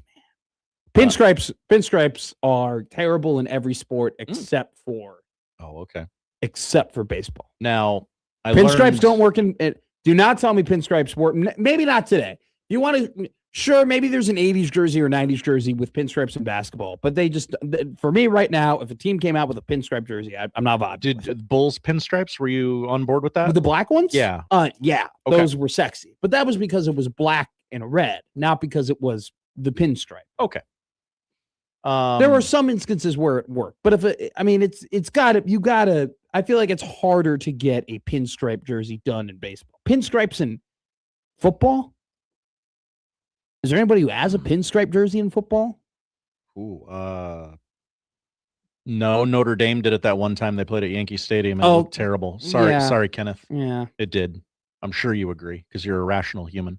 He is Kenneth is rational. But I learned this week that you can do pictures on poll questions now. Oh. So you go to Twitter at Middays with Matt. You can vote on the better looking Creighton baseball jersey, blue or pinstripe. Oh, God, that is a tough question.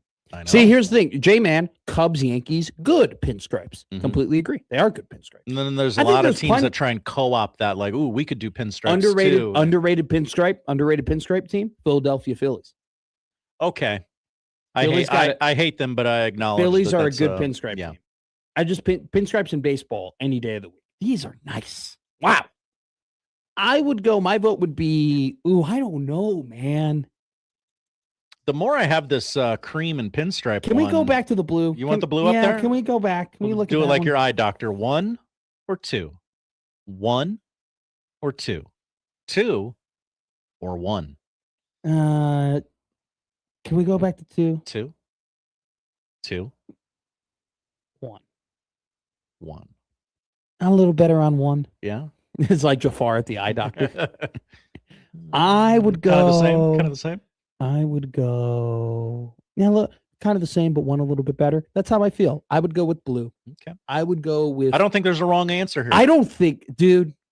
And include Nebraska's black jerseys that they put out yesterday. Those are also very well done. You know the what? The hat is atrocious and needs to die in a fire. But the hat is so bad. The hat. My dad bought that type of hat, the big block N on a black canvas. Okay, so let's talk about these Creighton baseball jerseys. They have a finesse to them, right? They have like an artistry to them. They have like, I don't know, man. I look at those two jerseys and that's like a Bob Ross painting. Okay.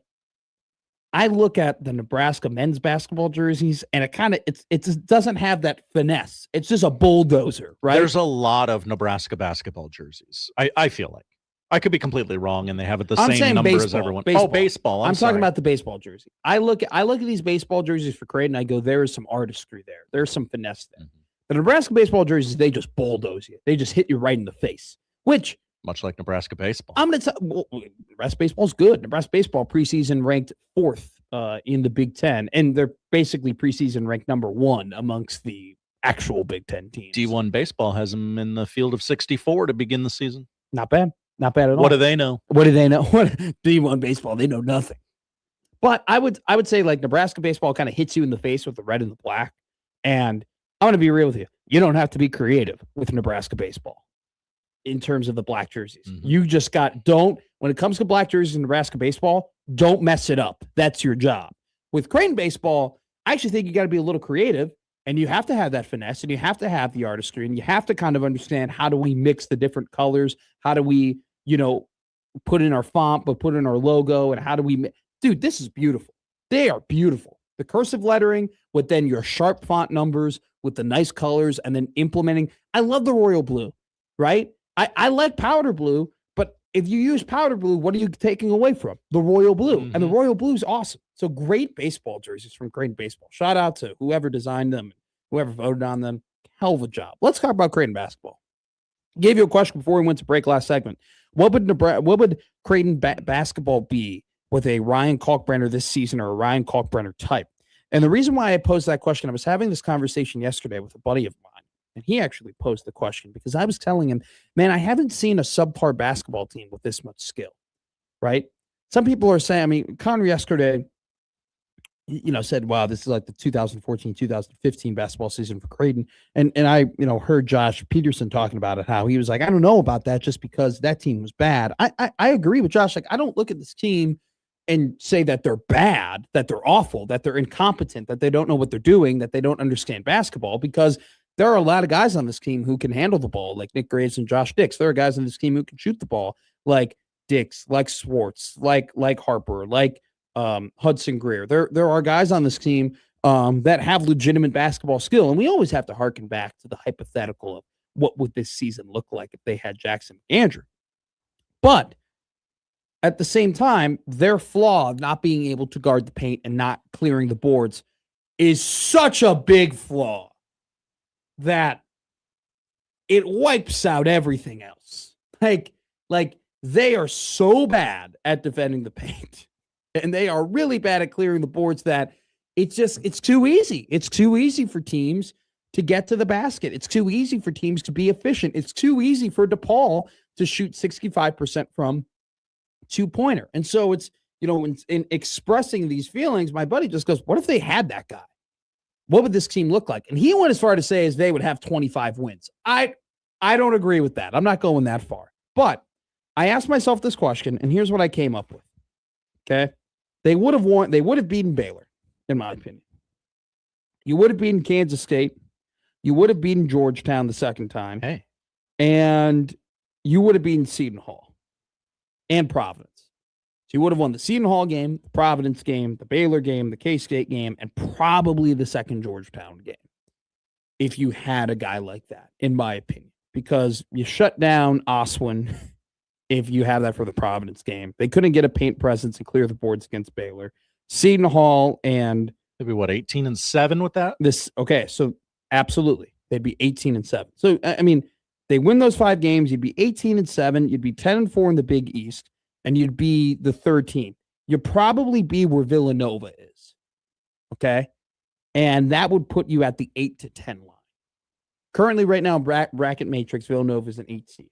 So, Creighton basketball has gone from firmly out of the NCAA tournament from an at-large perspective and in desperate need of winning the Big East tournament if they're going to play in the postseason, to if they got one guy who helped out one specific aspect of the game that they are absolutely terrible in, they go from firmly out to pretty comfortably in, probably around the area that they're in, that they were last year, right? I mean, that's kind of where they were after Pop Isaacs went down, right? They were in that kind of 7-10 line for a lot of that season and ended up getting to us. That probably should have been higher, if we're being honest. So it's one of those things where you're one player away from being in the NCAA tournament. Now, Creighton is not in the business anymore of just making it to the NCAA tournament. Creighton is in the business of going farther in the NCAA tournament, of trying to get Mac that elusive and prestigious and massive honor of making the Final Four. That's the business that they're in. And so if they're going to do that, there's obviously more things that you need to add to the roster, right? You probably need a better point guard. You need a little bit more shooting. You need another defensive wing. Like, I don't want to say the list goes on, but there's probably, I would say, 2 to 4, maybe closer to the number you're looking for is really 3 key players that do things at a high level that you need to kind of mold this team together. But they literally just need one thing to be an NCAA tournament contender, because I think the skill is there, the playmaking is there, the ball handling is there, the shooting is there. Mm-hmm. They're just so deficient in a key part of the game that is so important. So it's tough. This team is not an NCAA tournament team. Or I can't tell you that in full confidence that I even think there's a shot they can win the Big East tournament, because they're going to have to beat teams that can do the things that they are bad at so well. It would be a real shock, wouldn't it? They would have to make all the threes in the world, and also UConn and St. John's would have to have Zuby Ejiofor and Terrace Reed Jr. have like their worst games. Like, that's what it would take. And I just don't think you can like trust on that happening, especially to both of those squads. So, but I think the point I'm trying to make is clear here. This team is one key position away from being a playoff team. And I don't think they're that far away from being a contender next season. I think they have the makings of things. I see a lot in Hudson Greer. I think Hudson Greer is going to be a stud, guys. Kid's got more confident. He's already got a shot. You've seen him in the last couple of games. He's trusting that shot. He wants to take that three-pointer. He's hitting that three-pointer. He's got the athleticism. He's got the height. He's got the length. He's got it. Hudson Greer is it, baby. He couldn't trade it. He couldn't sell it if he wanted to. He is it. Do you know who's also it? Jackson McAndrew. Right there, right then and there, you got those two guys. That's a pretty damn good start. Add in number 0, Jason Green, who is out of position and still playing at a very high level and has taken massive strides during his time. Okay.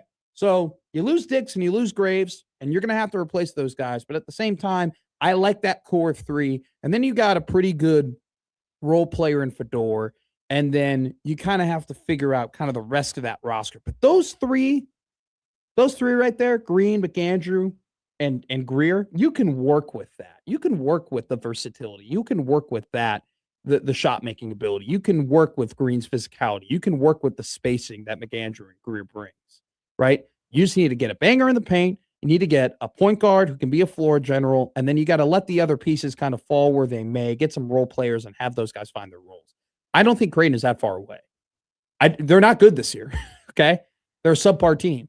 But I don't think you look at this team and say, wow, they're not that good and it's going to take a long road to get back to where they're at. No, I think they got something. I think they got something. They just got to get the right pieces around, right? And they got some young guys that are coming in that I've talked to John Walker about that he's pretty excited about. And we'll see what happens with Dimitrievich if he can develop into anything, because I don't know what the expectations for are in Foley, but you got a 7-footer. That's always an ace in the hole, right? So we'll see what happens, but it's been a tough year. It's been a tough season, but you add one piece to it, man. I still think this team could be a postseason team. We're going to get into some Nebraska football here. We'll talk about some combine stuff, talk about Emma Johnson, talk about Deshaun Singleton. Then we'll do some housekeeping from the 12:50 hour or 12:50 time into 1 o'clock. And then we'll finish it up with Lauren Michelson at 1:15. We'll talk a little bit of Darren Peterson at 1 o'clock, dog of the day, along with poll questions and what to watch. That's the show. We'll give you some updates going around currently in sports as well, along with the Olympics. Team USA plays later today in hockey against Latvia. Canada looked really impressive in their win over Czechia. Canadians are the team to beat for sure. Listening to all of that and more here on 1620 The Zone. Matt McMaster here on Middays with Matt. Middays with Matt on 1620 The Zone.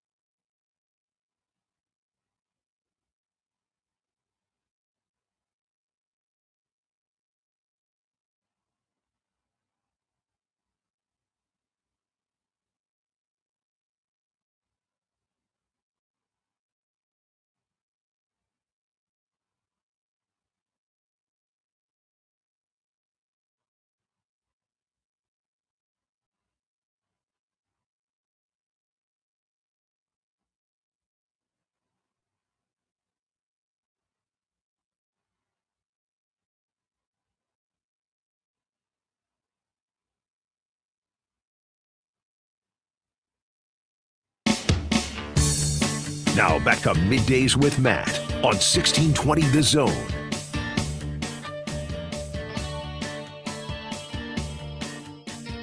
Josh Hodson trying to get me into snowboarding. Not gonna happen. We got an American who's very good at it. Poll question. This is a Smith. Poll question.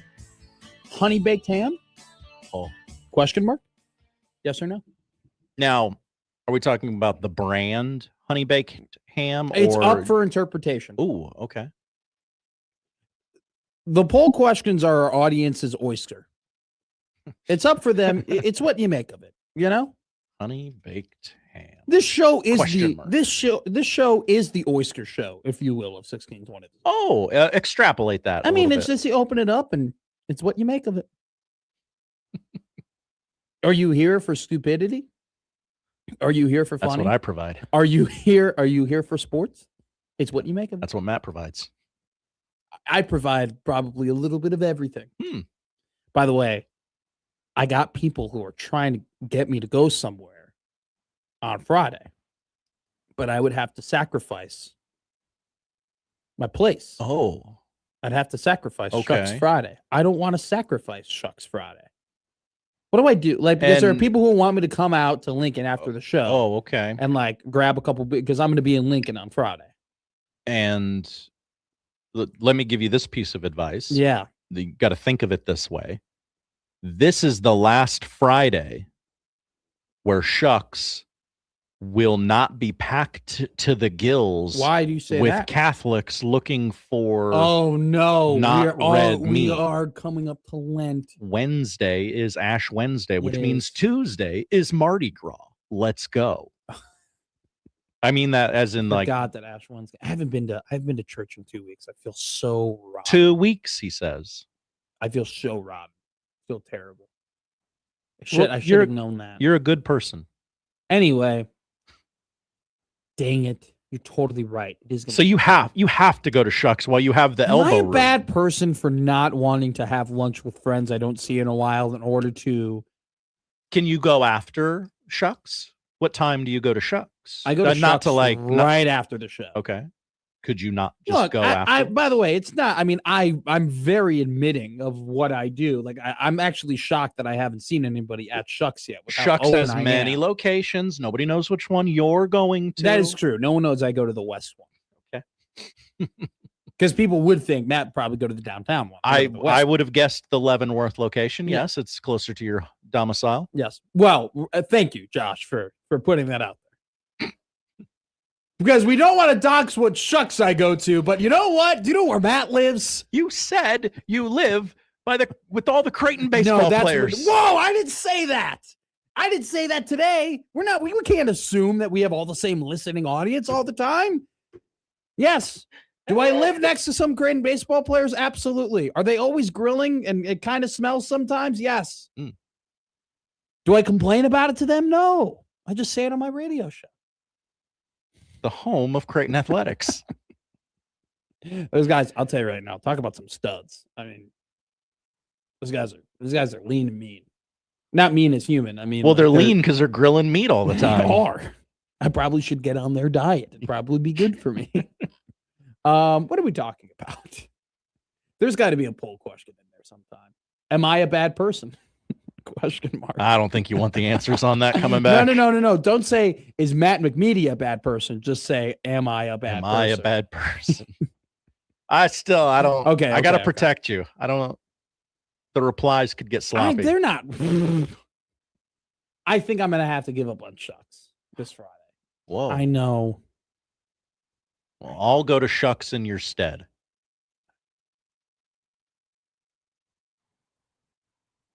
All right. That's bad radio. They're the only business in town not affected by Omaha steaks. Yikes. Good point. Oops. Let's talk about door number 1 or door number 2, Josh Hodson. Oh gosh. Door number 2.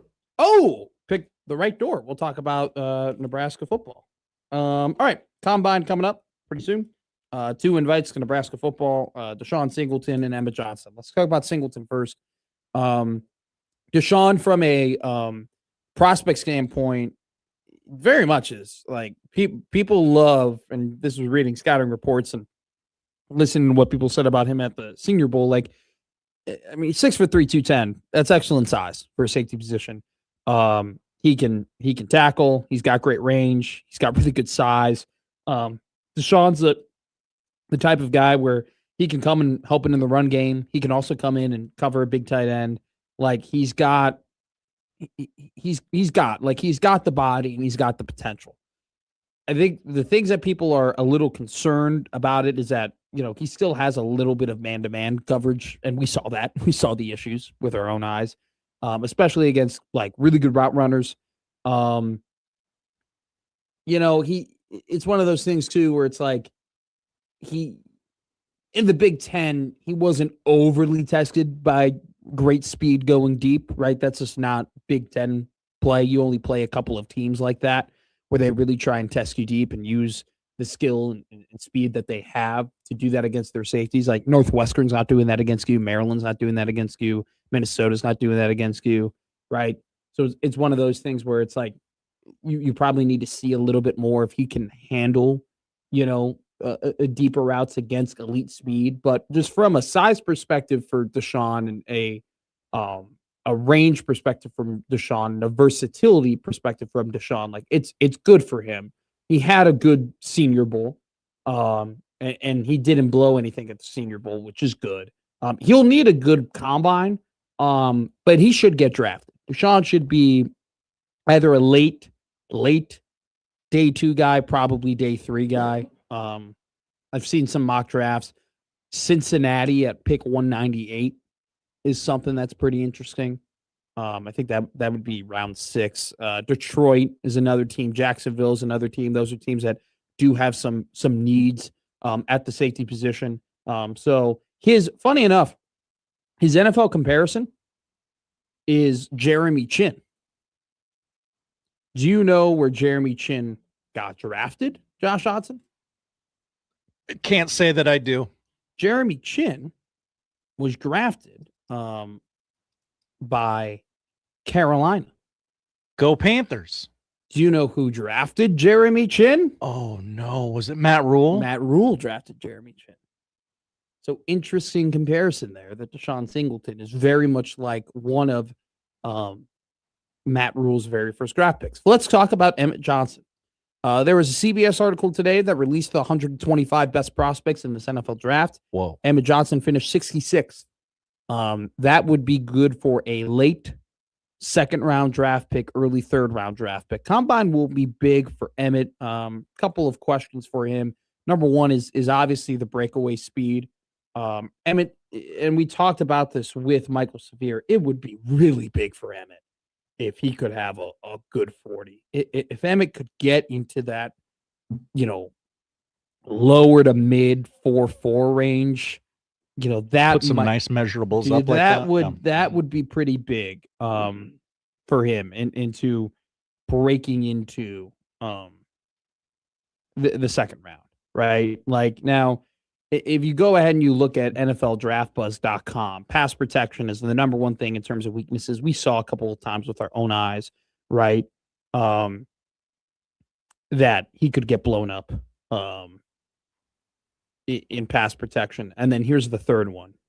Time speed is adequate, but not special. He won't consistently outrun high-end pursuing defenders to the edge on the NFL level. That was the one thing about Emmett, where Emmett would hit I remember talking about this with Gary a lot on the morning show, where we would say, Emmett's dancing a little too much in the hole.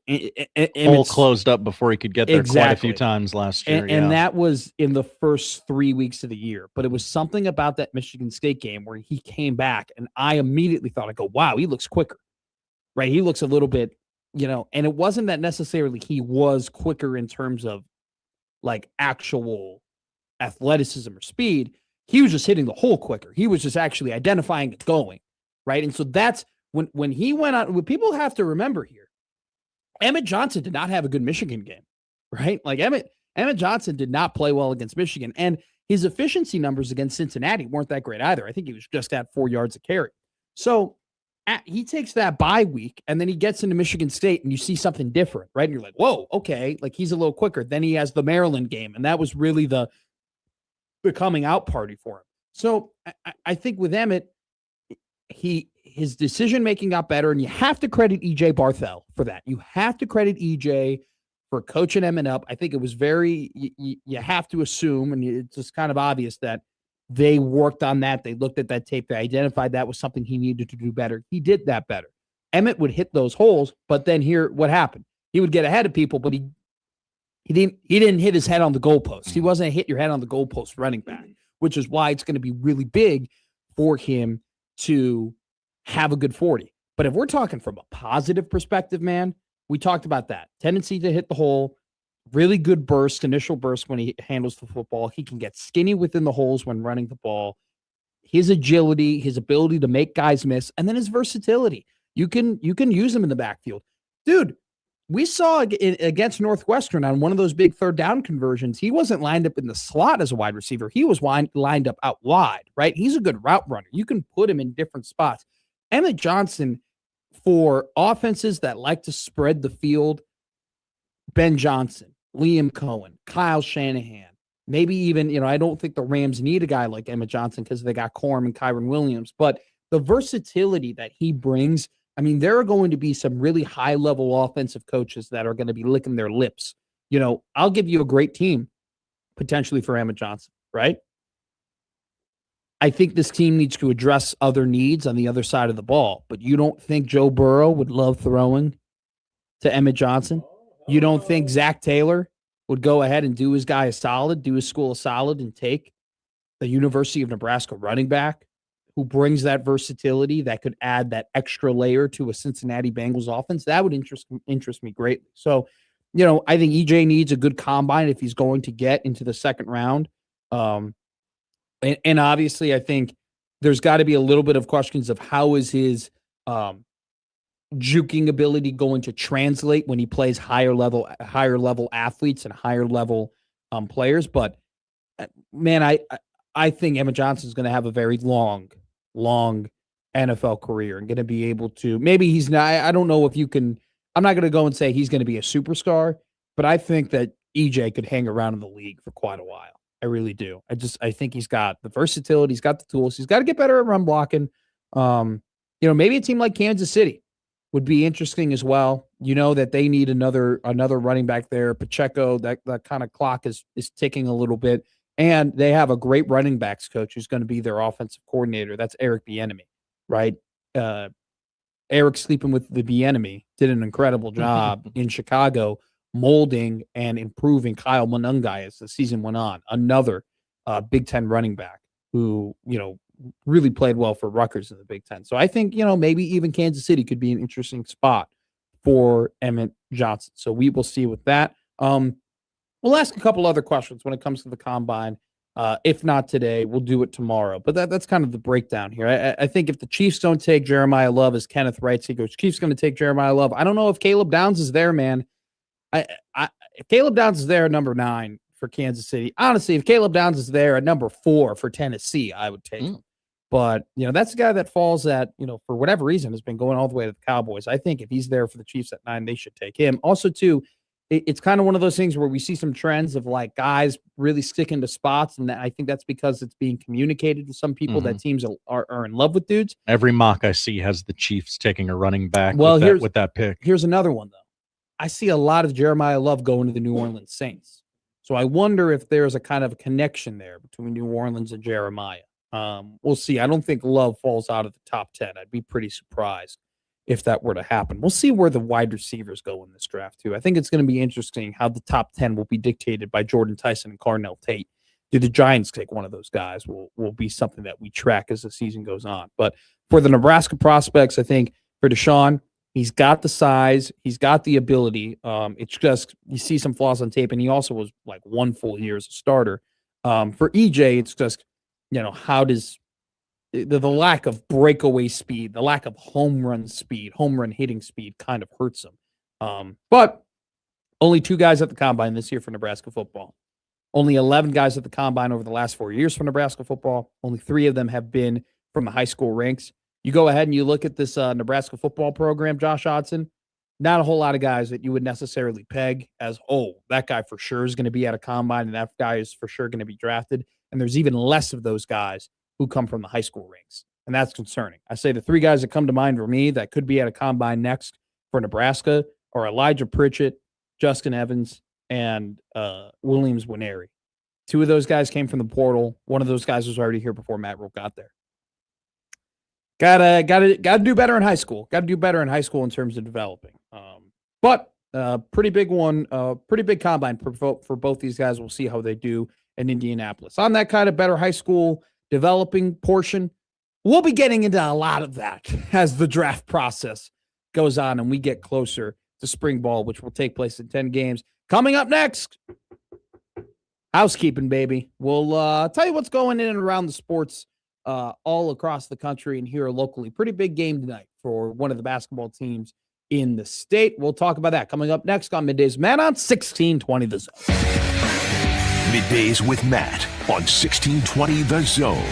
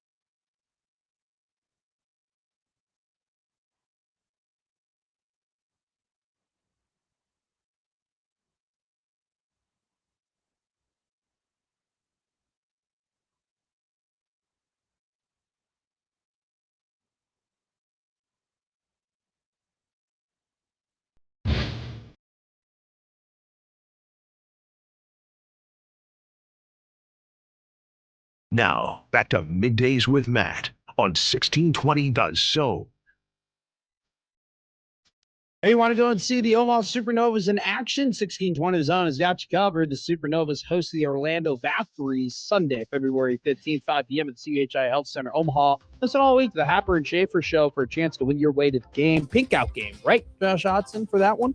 On Sunday, yeah. Yes, tonight they played the Dallas Pulse at the CHI Health Center. Heroes Night. Go ahead and listen to our interview with Merritt Beeson yesterday. She was in the studio. That was a great one. The former Nebraska Cornhusker and current Omaha Supernova, killing it in the Big O here for the Novas. We got a good show, a good hour left of the show. We'll talk a little bit about Darren Peterson and Nebraska basketball. How are those two things related? Along with Lauren Michelson joining us at 1:15 and finished up by a fun odd news, poll questions, and dog of the day. It's housekeeping. Let's go ahead and kind of tell you what's going on in and around everywhere. The NBA Celebrity All-Star Game roster. First off, poll question. Did you know the All-Star Game was this weekend? I had no idea. I know it's always around Valentine's Day, but no, I didn't. I had no idea, and I don't care. Nick Wright, we're not going to say the take on the air. A little too spicy for us. Hell of a take. Quite crazy. Would it work? Who's to say? All right, here are the celebrity three-point I don't care about the three-point the actual participants of the three-point contest. Do you care? I don't. Are any of them Creighton alum? Jared McCann, who cares? Are any of them famous? I guess is where I need to start. No. Okay. Well, yes. Caleb Williams, Chicago Bears quarterback. I'm nervous. He's in the three-point contest? He's in the celebrity three-point contest. Whoa, there's a celebrity three-point contest? Yes. Okay. It includes Caleb Williams, who I'm nervous. Don't embarrass us. Drewski. There's your embarrassment. There you go. Richard Jefferson. And then do you know who any of these people are? Okay. This is always fun. We do this every year. Plaque Boy Max. Plaque Boy? Like plaque as in the crap on your teeth. Dental? Yeah, okay. No, I don't. He's a popular streamer. Popular is doing a lot of work there. Nigel Sylvester? Nope. Cam Wilder? Nope. Don't know who any of those people are. Just don't embarrass us, Caleb. That's all I care about. Omaha softball continues tomorrow. Their first pitch is at 9 a.m.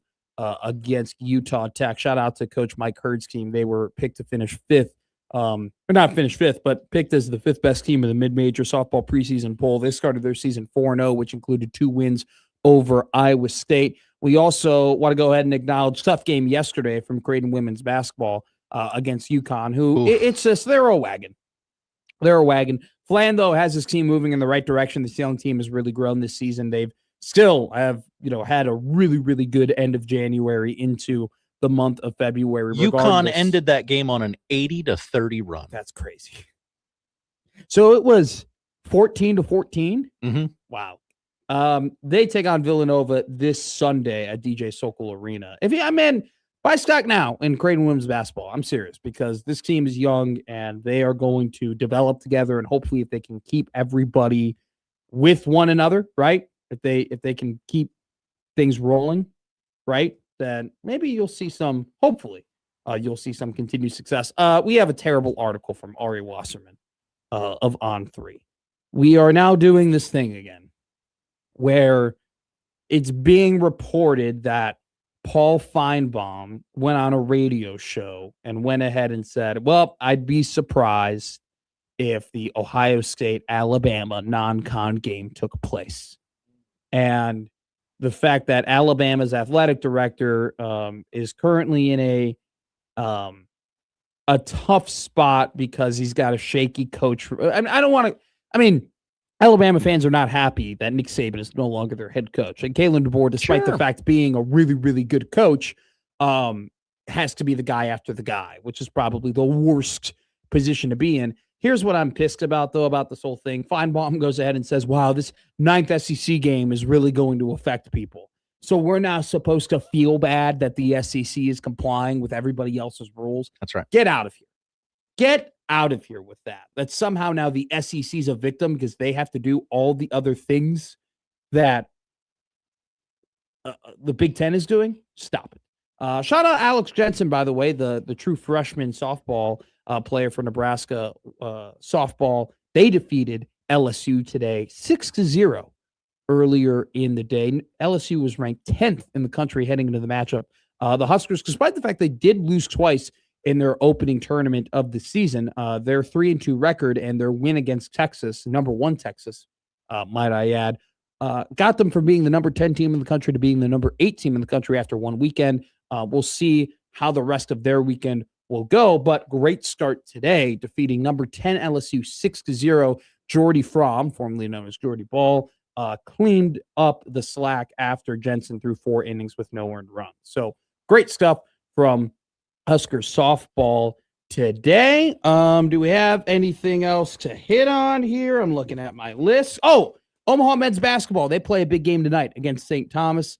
They are losers of 2 games in a row, but granted, they played 2 of the best teams in their Summit League, right? They lost to North Dakota State, which that was a game that they were leading at half. You kind of look back at that one being up 13 points after 20 minutes of play and kind of snicker at the fact that they weren't able to pull that off. And then it was a tough game against North Dakota that they fought hard in. But tonight will be a great opportunity for the reigning defending Summit League regular season and tournament champions to get things going in the right direction, as we're not that far away from conference tournament play across the country. So it could be a big momentum builder tonight. We also want to tell you we are giving away Omaha men's basketball tickets today. Yes, you heard that right. We're going to give away a pair of Omaha men's basketball tickets to Sunday's game against Denver, February 15th at 12 p.m. We're going to do that after the Lauren Michelson interview, which will happen at 1:15 today. So after Lauren goes off the air, our next segment, we're going to start off with giving out tickets to Omaha men's basketball. All you have to do is listen to a question I'll give you. The first person to email Josh Odson, Josho at 1620 The Zone, the answer will get the pair of tickets to Omaha men's basketball game on Sunday at 12 o'clock against the Denver Pioneers. Coming up next, we're going to talk quickly about Darren Peterson and an interesting article written about On3. Was it about the Jayhawks, or maybe it was about the Huskers? We'll talk about that here on Middays with Matt on 1620 The Zone. Middays with Matt on 1620 The Zone.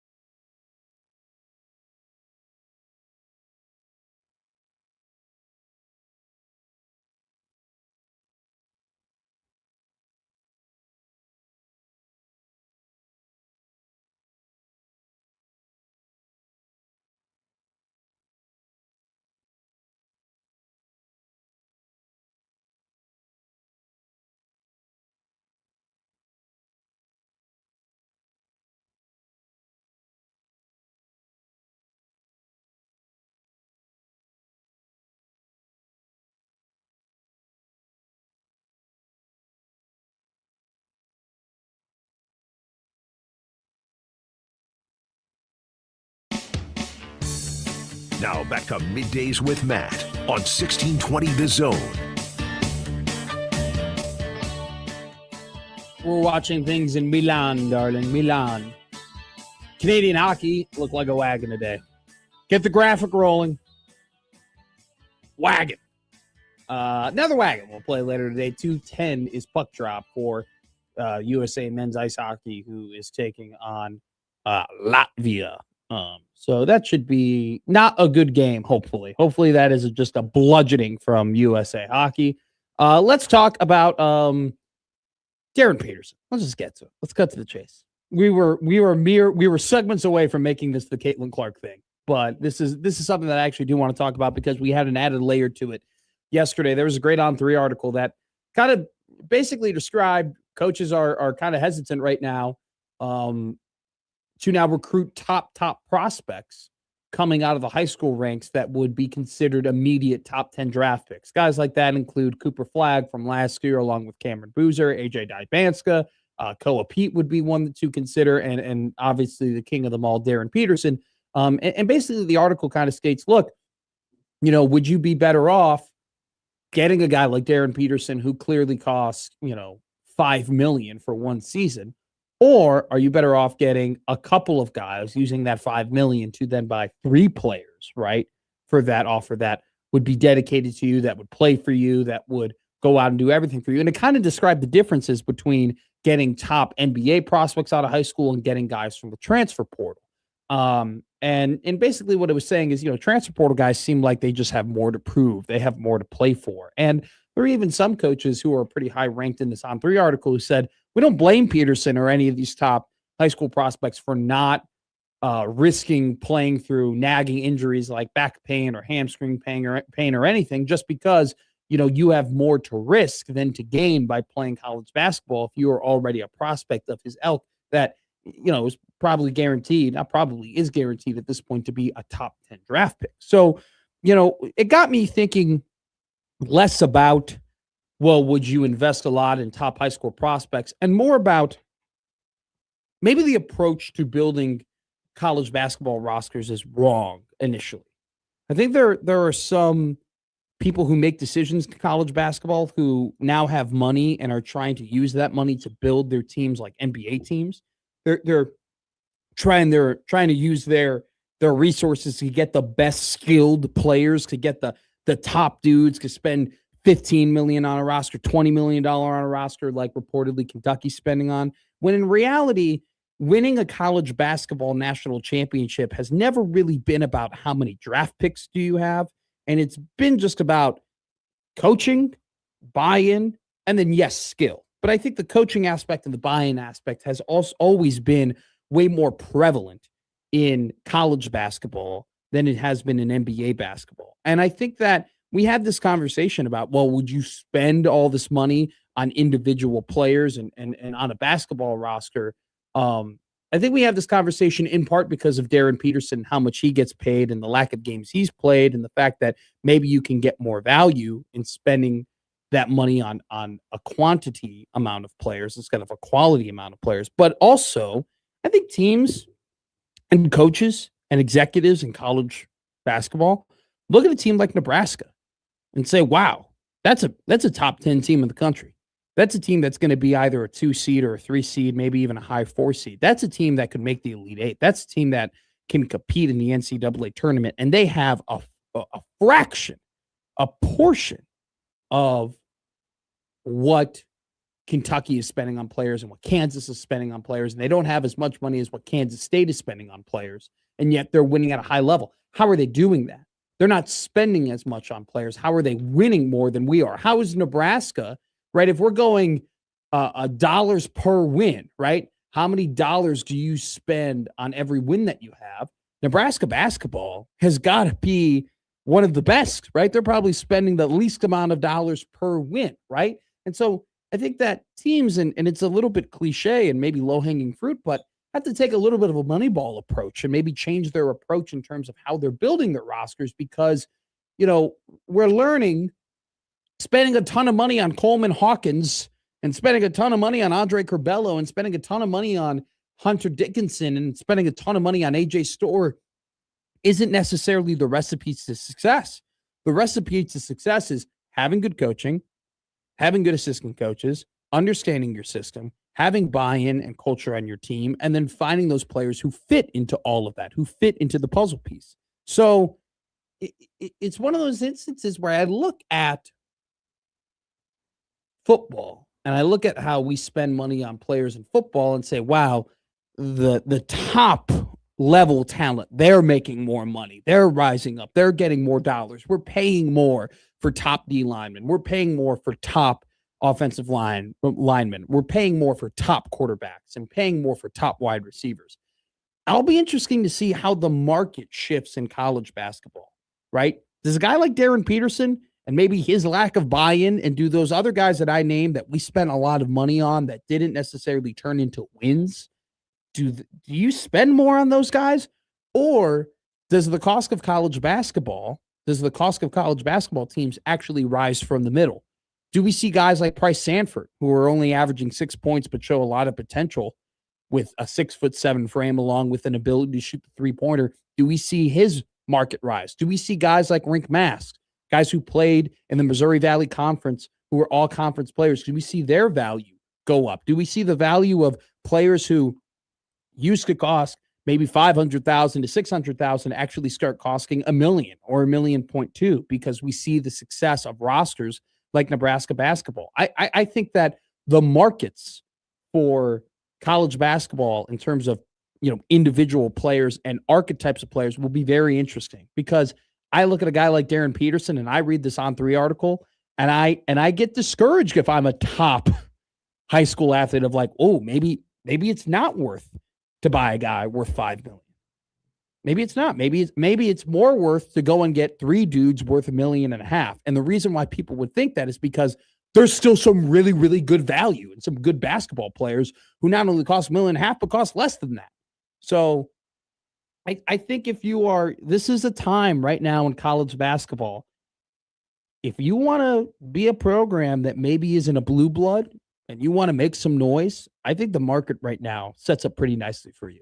It's just, do you have the investment from the athletic department? I'll tell you, a coach that does have an investment from an athletic department and is worrying about his team, and I think money is playing a factor in that, and that's Jerome Tang. Because Jerome Tang went to his press conference yesterday, and I think he said the quiet thing out loud. None of that crap, man. These dudes got to have they got some pride, man. They got some pride. It means something to wear a K-State uniform. It means something to put on this purple, man. Our everything this university is about and all that it's been about, why I love this place, man. Like they don't love this place, so they don't deserve to be here. I think the quiet part that he's saying out loud is that it's less about the team and it's less about the jersey and it's less about the school, and it's more about the dollar signs now for some of these players. And it's damaging basketball programs like Kansas State.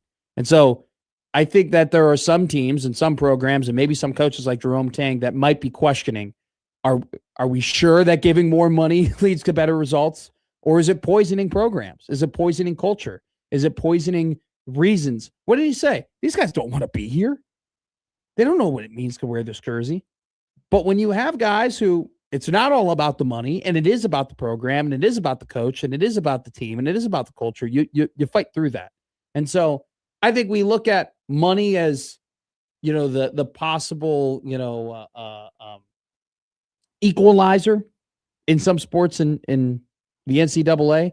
But I also think that there's a poisonous effect to it. And I think that you're feeling the poison in Manhattan potentially. And I think that you can convey that from that desperate plea from Jerome Tang. Students showing up with bags on their head doesn't help either. Nope, not at all. Coming up next, we talk about someone who isn't poisoned. We actually talk to somebody who's one of the best in the business. Lauren Michelson of KETV joins us to talk about all that's happening in and around television and what she's covering, coming up next on Middays with Matt.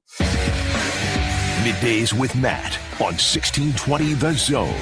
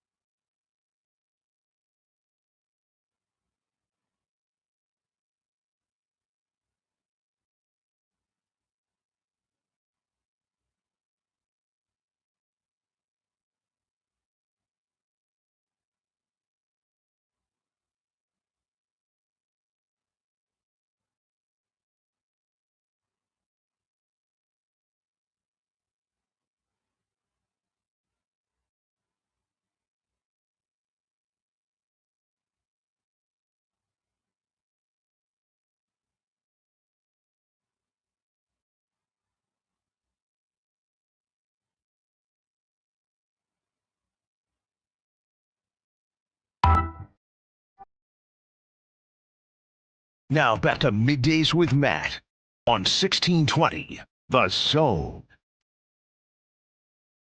And don't forget, a lot of great contests available at 1620zone.com that you can enter in for a chance to win your way to the following contests. Go to Journey in Lincoln for the Final Frontier Tour, or George Thorogood and the Destroyers are in the Metro at the Astro on May 17th. Don't forget Yachtly Cruise in Omaha this summer, June 23rd at the Steelhouse, and the main event, Chris Stapleton in Lincoln for the All-American Roadshow Tour at Pinnacle Bank Arena, October 7th.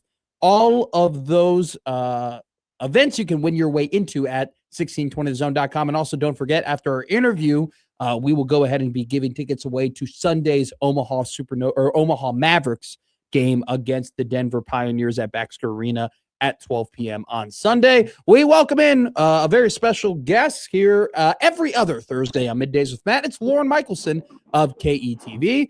Lauren, how are you? Matt, I am doing well. I'm realizing I need more of a social calendar situation going on as you're rattling off all these events. I'm like, mine just has a bunch of games on the horizon for the next couple of months, but that's okay. Are you a calendar person? I just became a calendar person where I put in a bunch of events and lunches. Okay, so you're in on it. Oh yeah, I like the phone calendar. Yeah. For work and personal is a lifesaver. You can pull it up whenever. It's overwhelming. But the KTV sports office loves an old-fashioned, big, massive calendar that we just have on the desk. And we look at it and just wince at everything going on. I was going to say, I don't think you look at it and you celebrate. I think you look at it and you go, wow, that's a lot. Oh, yeah. We fill it out, and I mean February. The rest of February and March is going to be a doozy, but it's good. It's all it's great stuff. So yeah, calendar works wonders. All right, let's talk about your March. Let's talk about it because it's going to be. Yep, here we go. It's going to be locked and loaded. Where are you going? Because here are your options. We'll just lay it out for everybody here. Okay, on the air. You have the Big Ten tournament. You could potentially go to. Nebraska basketball very well could win that. You have the Big East tournament at Madison Square Garden. Probably not the same sentiment for the Creighton Blue Jays. You have the Summit League tournament where Omaha, not necessarily the favorites to go back to back, but they have played the top teams of the Summit League pretty close, and they're going to play another top team tonight in St. Thomas. Then you have spring football going on because for whatever reason they decided to start it a month earlier, which has been great for the entire media corps. And then you have the NCAA tournament with Nebraska potentially making a run. What are you going to do? And then you got high school sports going on during this entire time as well. What is your March going to look like, Lauren? That is a fantastic question. What are we going to do? I know we are planning, myself and our fantastic sports photographer, Ben Smith, planning on being in Chicago for the Big Ten tournament. Alrighty, fun. I'll give you spots. Men. Yep. So that's one. I mean, I think there's a lot of, MSG will not probably be there. That's okay. We'll be still following it very closely. Summit League, I mean, Omaha, I'll say Paul Jobay, if you're not paying attention to that young man, he has been stellar for the Mavericks the last couple of games, 4 of his last 5 double-double performances. So they could come out and win the thing. That would be incredible, and it's an easier trip. So we may do that. It's a doozy. You still got, we got high school state basketball to think of too, and then even the end of February you have state wrestling. So it's just a balancing act of everything. We'll be traveling for the NCAA tournament, of course. So March is looking very busy, but that's the way we want it. And we also have a 30-minute Selection Sunday special, little promo. Oh, okay. TV. All right. Sunday night, join Andy Kendi and myself to break down the field and hopefully, potentially be covering Nebraska men's basketball in a championship game for the Big Ten tournament. Who knows? Yeah, that would be very interesting because for people who don't know, if Nebraska plays in that Big Ten championship game, that's a straight lead-in. They play that game and then they lead right into the NCAA tournament selection, right? So if they're in that game, that's very interesting coverage. Indeed. Let's talk about spring football. It's happening way too early. Or maybe earlier than what we expect, right? Sure. biggest storyline for you? What are you looking for? Like who are you looking for? What are you looking for? What's on your mind? Have you thought about it at all? Give me the break. Oh yeah. Well, I'm chomping at the bit to see Anthony Calandria in action, as I'm sure most of us are, media and fan wise. We watched the tape on him. There's a lot to be excited about with the way he extends plays with his legs, his leadership. He's got a little swagger. Got a great arm. So I'm obviously excited to see him would be number one.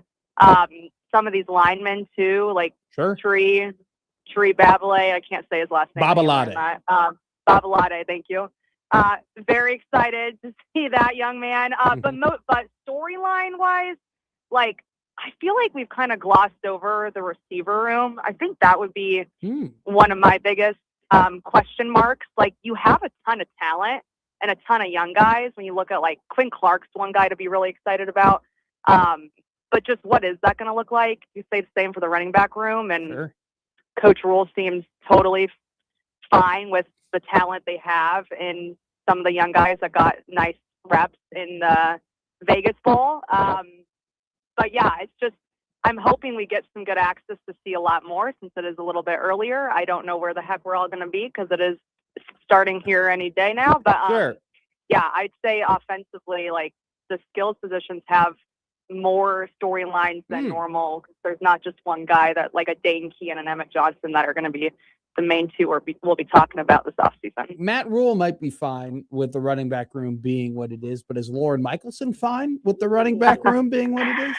Mekhi Nelson impressed me. Like, I think he's a pretty punishing runner, and I think there's some excitement around him. I do wonder if they should have gotten someone in the portal to carry more of the load, but I think they would have gone after someone if they felt that was like, I think EJ Barthel, running backs coach, is an excellent mind, and he would have advocated for what he needed, I believe, if that was the case. But I am a little concerned about what that's going to look like. But you know what? We were all concerned about, one of the main questions we were asking Rule and EJ and Emmett himself was, how prepared are you to take on the lion's share of carries this fall? And clearly proved everyone wrong. Yes. Which, by the way, I was just catching up with Emmett Johnson. He's in Miami training right now. I've obviously got that combine invite, and he is very, very excited, feeling really good. And we'll be catching up with him for a pre-draft special in a couple of weeks. But he's just an excellent athlete, excellent young man, and I couldn't be more psyched about his future.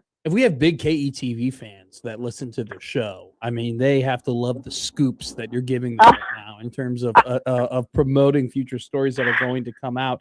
Let's shift our focus over to Nebraska basketball. 3 games that were considered to be Q1: Illinois, Michigan, and Purdue.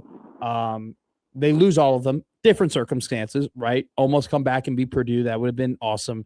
They just lost straight up to Illinois. And then you definitely have the injury and sickness question marks when it comes to the Michigan game.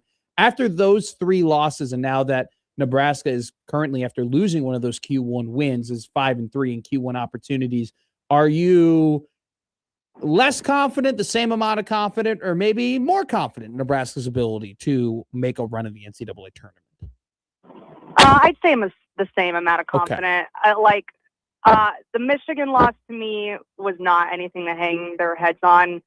The way in which they played in the first half against Purdue was extremely disappointing. And that, I think, that would be a fear moving ahead. That cannot happen in the Big Ten tournament. That cannot happen in the NCAA tournament. I don't think Fred even knew what happened. I mean, it was just a mess.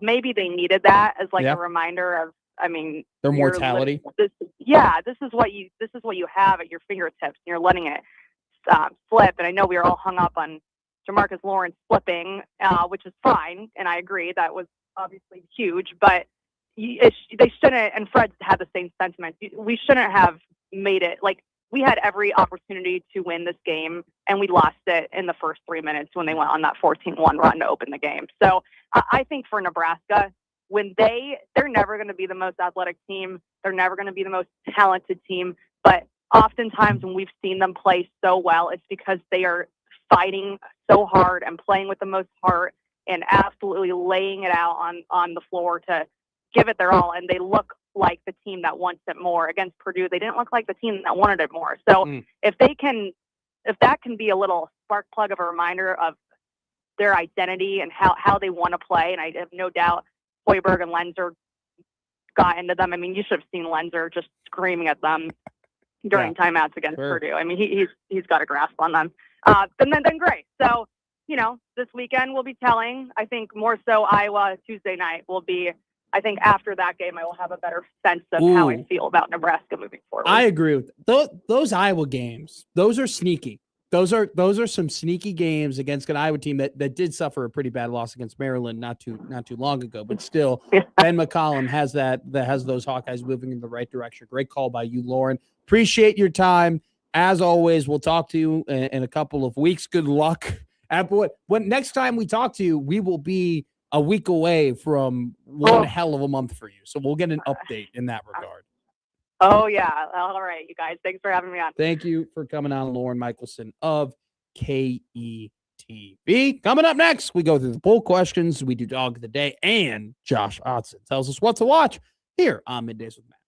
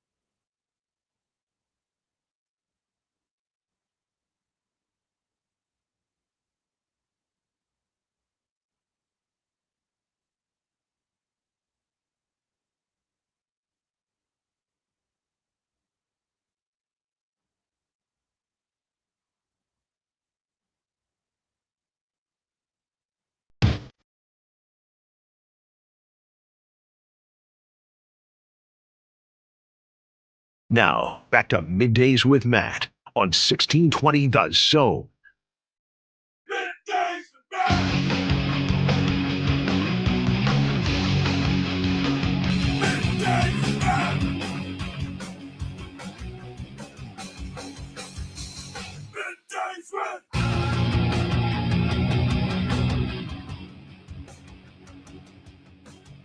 Someone's really mad at me. Whoa, what'd you do? Well, apparently, me conveying that you don't have to have the number one overall player or top 10 players to win NCAA championships really, really upset somebody, even though Walter Creighton Jr. was the very important player on Florida's team last year. He was a second-round draft pick. But, what do I know? What do I know? Better players, Did I say better wins. Did I say that you didn't have to have any NBA players on your roster to win? No. Did I say you have to have Cooper Flagg on your roster to win an NCAA championship? No, you don't. Did Zion Williamson win an NCAA championship? Did RJ Barrett win an NCAA championship? Did Cam Reddish win an NCAA championship? Did they? Texas Tech got to the final. Jarrett Culver was the only draft pick on that roster. They got drafted off that roster immediately. Okay. That's what I thought. Moving on. So people get mad. People get angry. Oh, by the way, we're giving away Omaha men's basketball tickets. That's what I hear. Sunday's game against Denver at 12 p.m. All right. Sunday's game at 12 p.m. against Denver, February 15th. Answer this question. Josh O at 1620 The Zone. First person to email Josh O will go ahead and they will win these 2 tickets. It's an easy one. Paul Jobay. He's been the star for Omaha men's basketball that has led them back to being in contention in the Summit League championship. Where did he play his previous college basketball? What school did he come from? You email Josh O at 1620 The Zone the answer, and we will get you those tickets. Where did Paul Jobay come from in terms of his last college basketball stop? Email me. I'd love to hook you up. We would love. That's why we're doing this. This is why we are doing this. What are we watching tonight, Josh? Oh, we're watching quite possibly the most ass slate of college basketball we've had all season. I pulled out one game. St. Thomas at Omaha, 7 o'clock on 1290 Coil, not on TV. Women's basketball, they have a decent slate. Number 17 TCU, number 12 Baylor, 6 o'clock on ESPN. Number 4 Texas at number 5 Vanderbilt, 6:30 on SEC Network. And Nebraska is up north to take on Minnesota at 7 o'clock on BTN. 3-game slate in the NBA, final day before the All-Star break. We all knew it was this weekend. Let's see. That's Bucks Thunder at 6:30 on Amazon Prime, and it's followed by Mavericks Lakers. I feel like they've played 3 times the last 10 days. Olympics, hockey, puck drops, 2:10 on USA. For USA men's hockey against Latvia.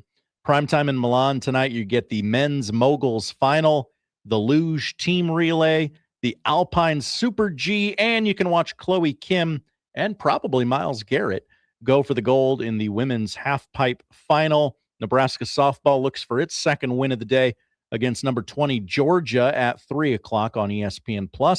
4-part docuseries debuts on Prime. It's called Soul Power, the legend of the American Basketball Association. Before the NBA, there was this other league called the ABA. You might have seen it depicted in the Will Ferrell documentary Semi-Pro. The 4-part docuseries charts the rise and fall of the ABA, a league that defined one of America's most turbulent eras and shaped the NBA as we know it today. The latest Predator movie is on Hulu. And finally, Matt McMaster. Tonight on FX and Hulu. The series premiere of Love Story. Ryan Murphy's anthology focuses on the ill-fated romance between Carolyn Bessette and John F. Kennedy Jr. Oh, yes. This is that show. That made me discover who John F. Kennedy is. That's right. Or John F. Kennedy Jr. is. You knew who John F. Kennedy was. Let's be clear about that. Yes. Dallas, Magic Bullet. They, he was also the president. We thought one guy did it, and then oops, It was that they motorcycle did it. cop. Yeah, he was. Didn't he have Marilyn Monroe sneaking in between the walls of the White House? Wasn't that his thing? Allegedly. A lot of things were alleged about JFK that we found were no longer alleged. Just saying. Interesting. Just saying. Okay. Let's go to the poll question, Josh Hodson. On our poll question. It is Thursday. a poll question Thursday, and we delivered, are you trading for Baltic Avenue? 68% of the audience said no. Cool. Is it a bit to write things down? 55% of the audience said no. Would you bet on Mark Wahlberg? 61% of the audience said yes. Yes, wow, they would. Okay. Mark Wahlberg gets a lot of support. Yeah. Do you know a Mark Wahlberg expert? Oh, this is a good one. Do they? 85% of the audience said no. Wow. I was looking for an upset there. Better Creighton baseball jersey, blue or pinstripe? 62% of the audience says blue. Wow. Bit of an upset there. Yeah, I agree. Thought it'd be a little closer. Me too. Does your mother have a powder blue jersey? 90% of the audience said no. Okay. Honey baked ham? Yeah. 63% of the audience said you betcha. Whoa, nice. Okay. And finally, did you know this weekend was the All-Star game for the NBA? 86% of the audience predictably said no. Yeah, that's what I thought. Hey, great poll question Thursday. Yeah, good poll questions. Good stuff. Good stuff. Way to go, us. Way to go, us. PQT's really taken off. Big time. Let me go and mess up the polls now and have all my votes. My mom does own a powder blue jersey. Whoa, really? Cubs? That new Cubs? No, the old school one. The Cubs had a people may not know this. The Cubs did have powder blue jerseys before 2017. They did. Which is kind of like the line in the sand in terms of we had when the powder blue boom of 2017, if you will. And then we went ahead and I do like honey baked ham. I would always have honey baked ham all the time. Nice. Let's go with our dog of the day. Give me Middle Tennessee. Whoa, hold Tennessee. on. Oh, dang it. All right, folks, let's talk right now. I'm going to kill your bookmaker. I'm going to rip his throat out. I will blow this man out. I will step on his throat until the man chokes. Let me tell you how. Dog. Winners. Dog. Winners. Dog. Winners. Dog. Winners. Dog. Winners. I'm on a roll. Dude, you got to love dogs, right? Trap game for Kennesaw State. They're at home. They're having a decent season, but Middle Tennessee, I've seen them play once this year, and they're a little bit more athletic than I thought. They're at plus 140. That's where we're at in terms of this slate. You're going down, Owls. I consider doing an Olympic, like, anytime goal scorer, but I want to save that. I don't want to, because I'm going to do it tomorrow. Tonight might be the day to get to do it. Latvia, come on. No, I'm going to do it tomorrow. Got 4 goals minimum. I'm going to do it tomorrow. But tomorrow, we're going to have a big board. A big board. The big board returns. The big board returns. Do you know what for, Josh Hodson? Combine? The Daytona 500, baby. Come on. You could do that on Monday when they run the actual race. No, they're going to run it on Sunday. The rain has moved out of the way. Always a rain delay at the Daytona 500. I know. I board opt it many years. Poll question. Have you forgotten about JFK Jr.?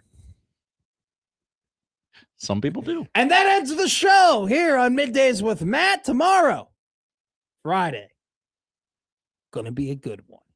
The crossover with unsportsmanlike conduct is up next.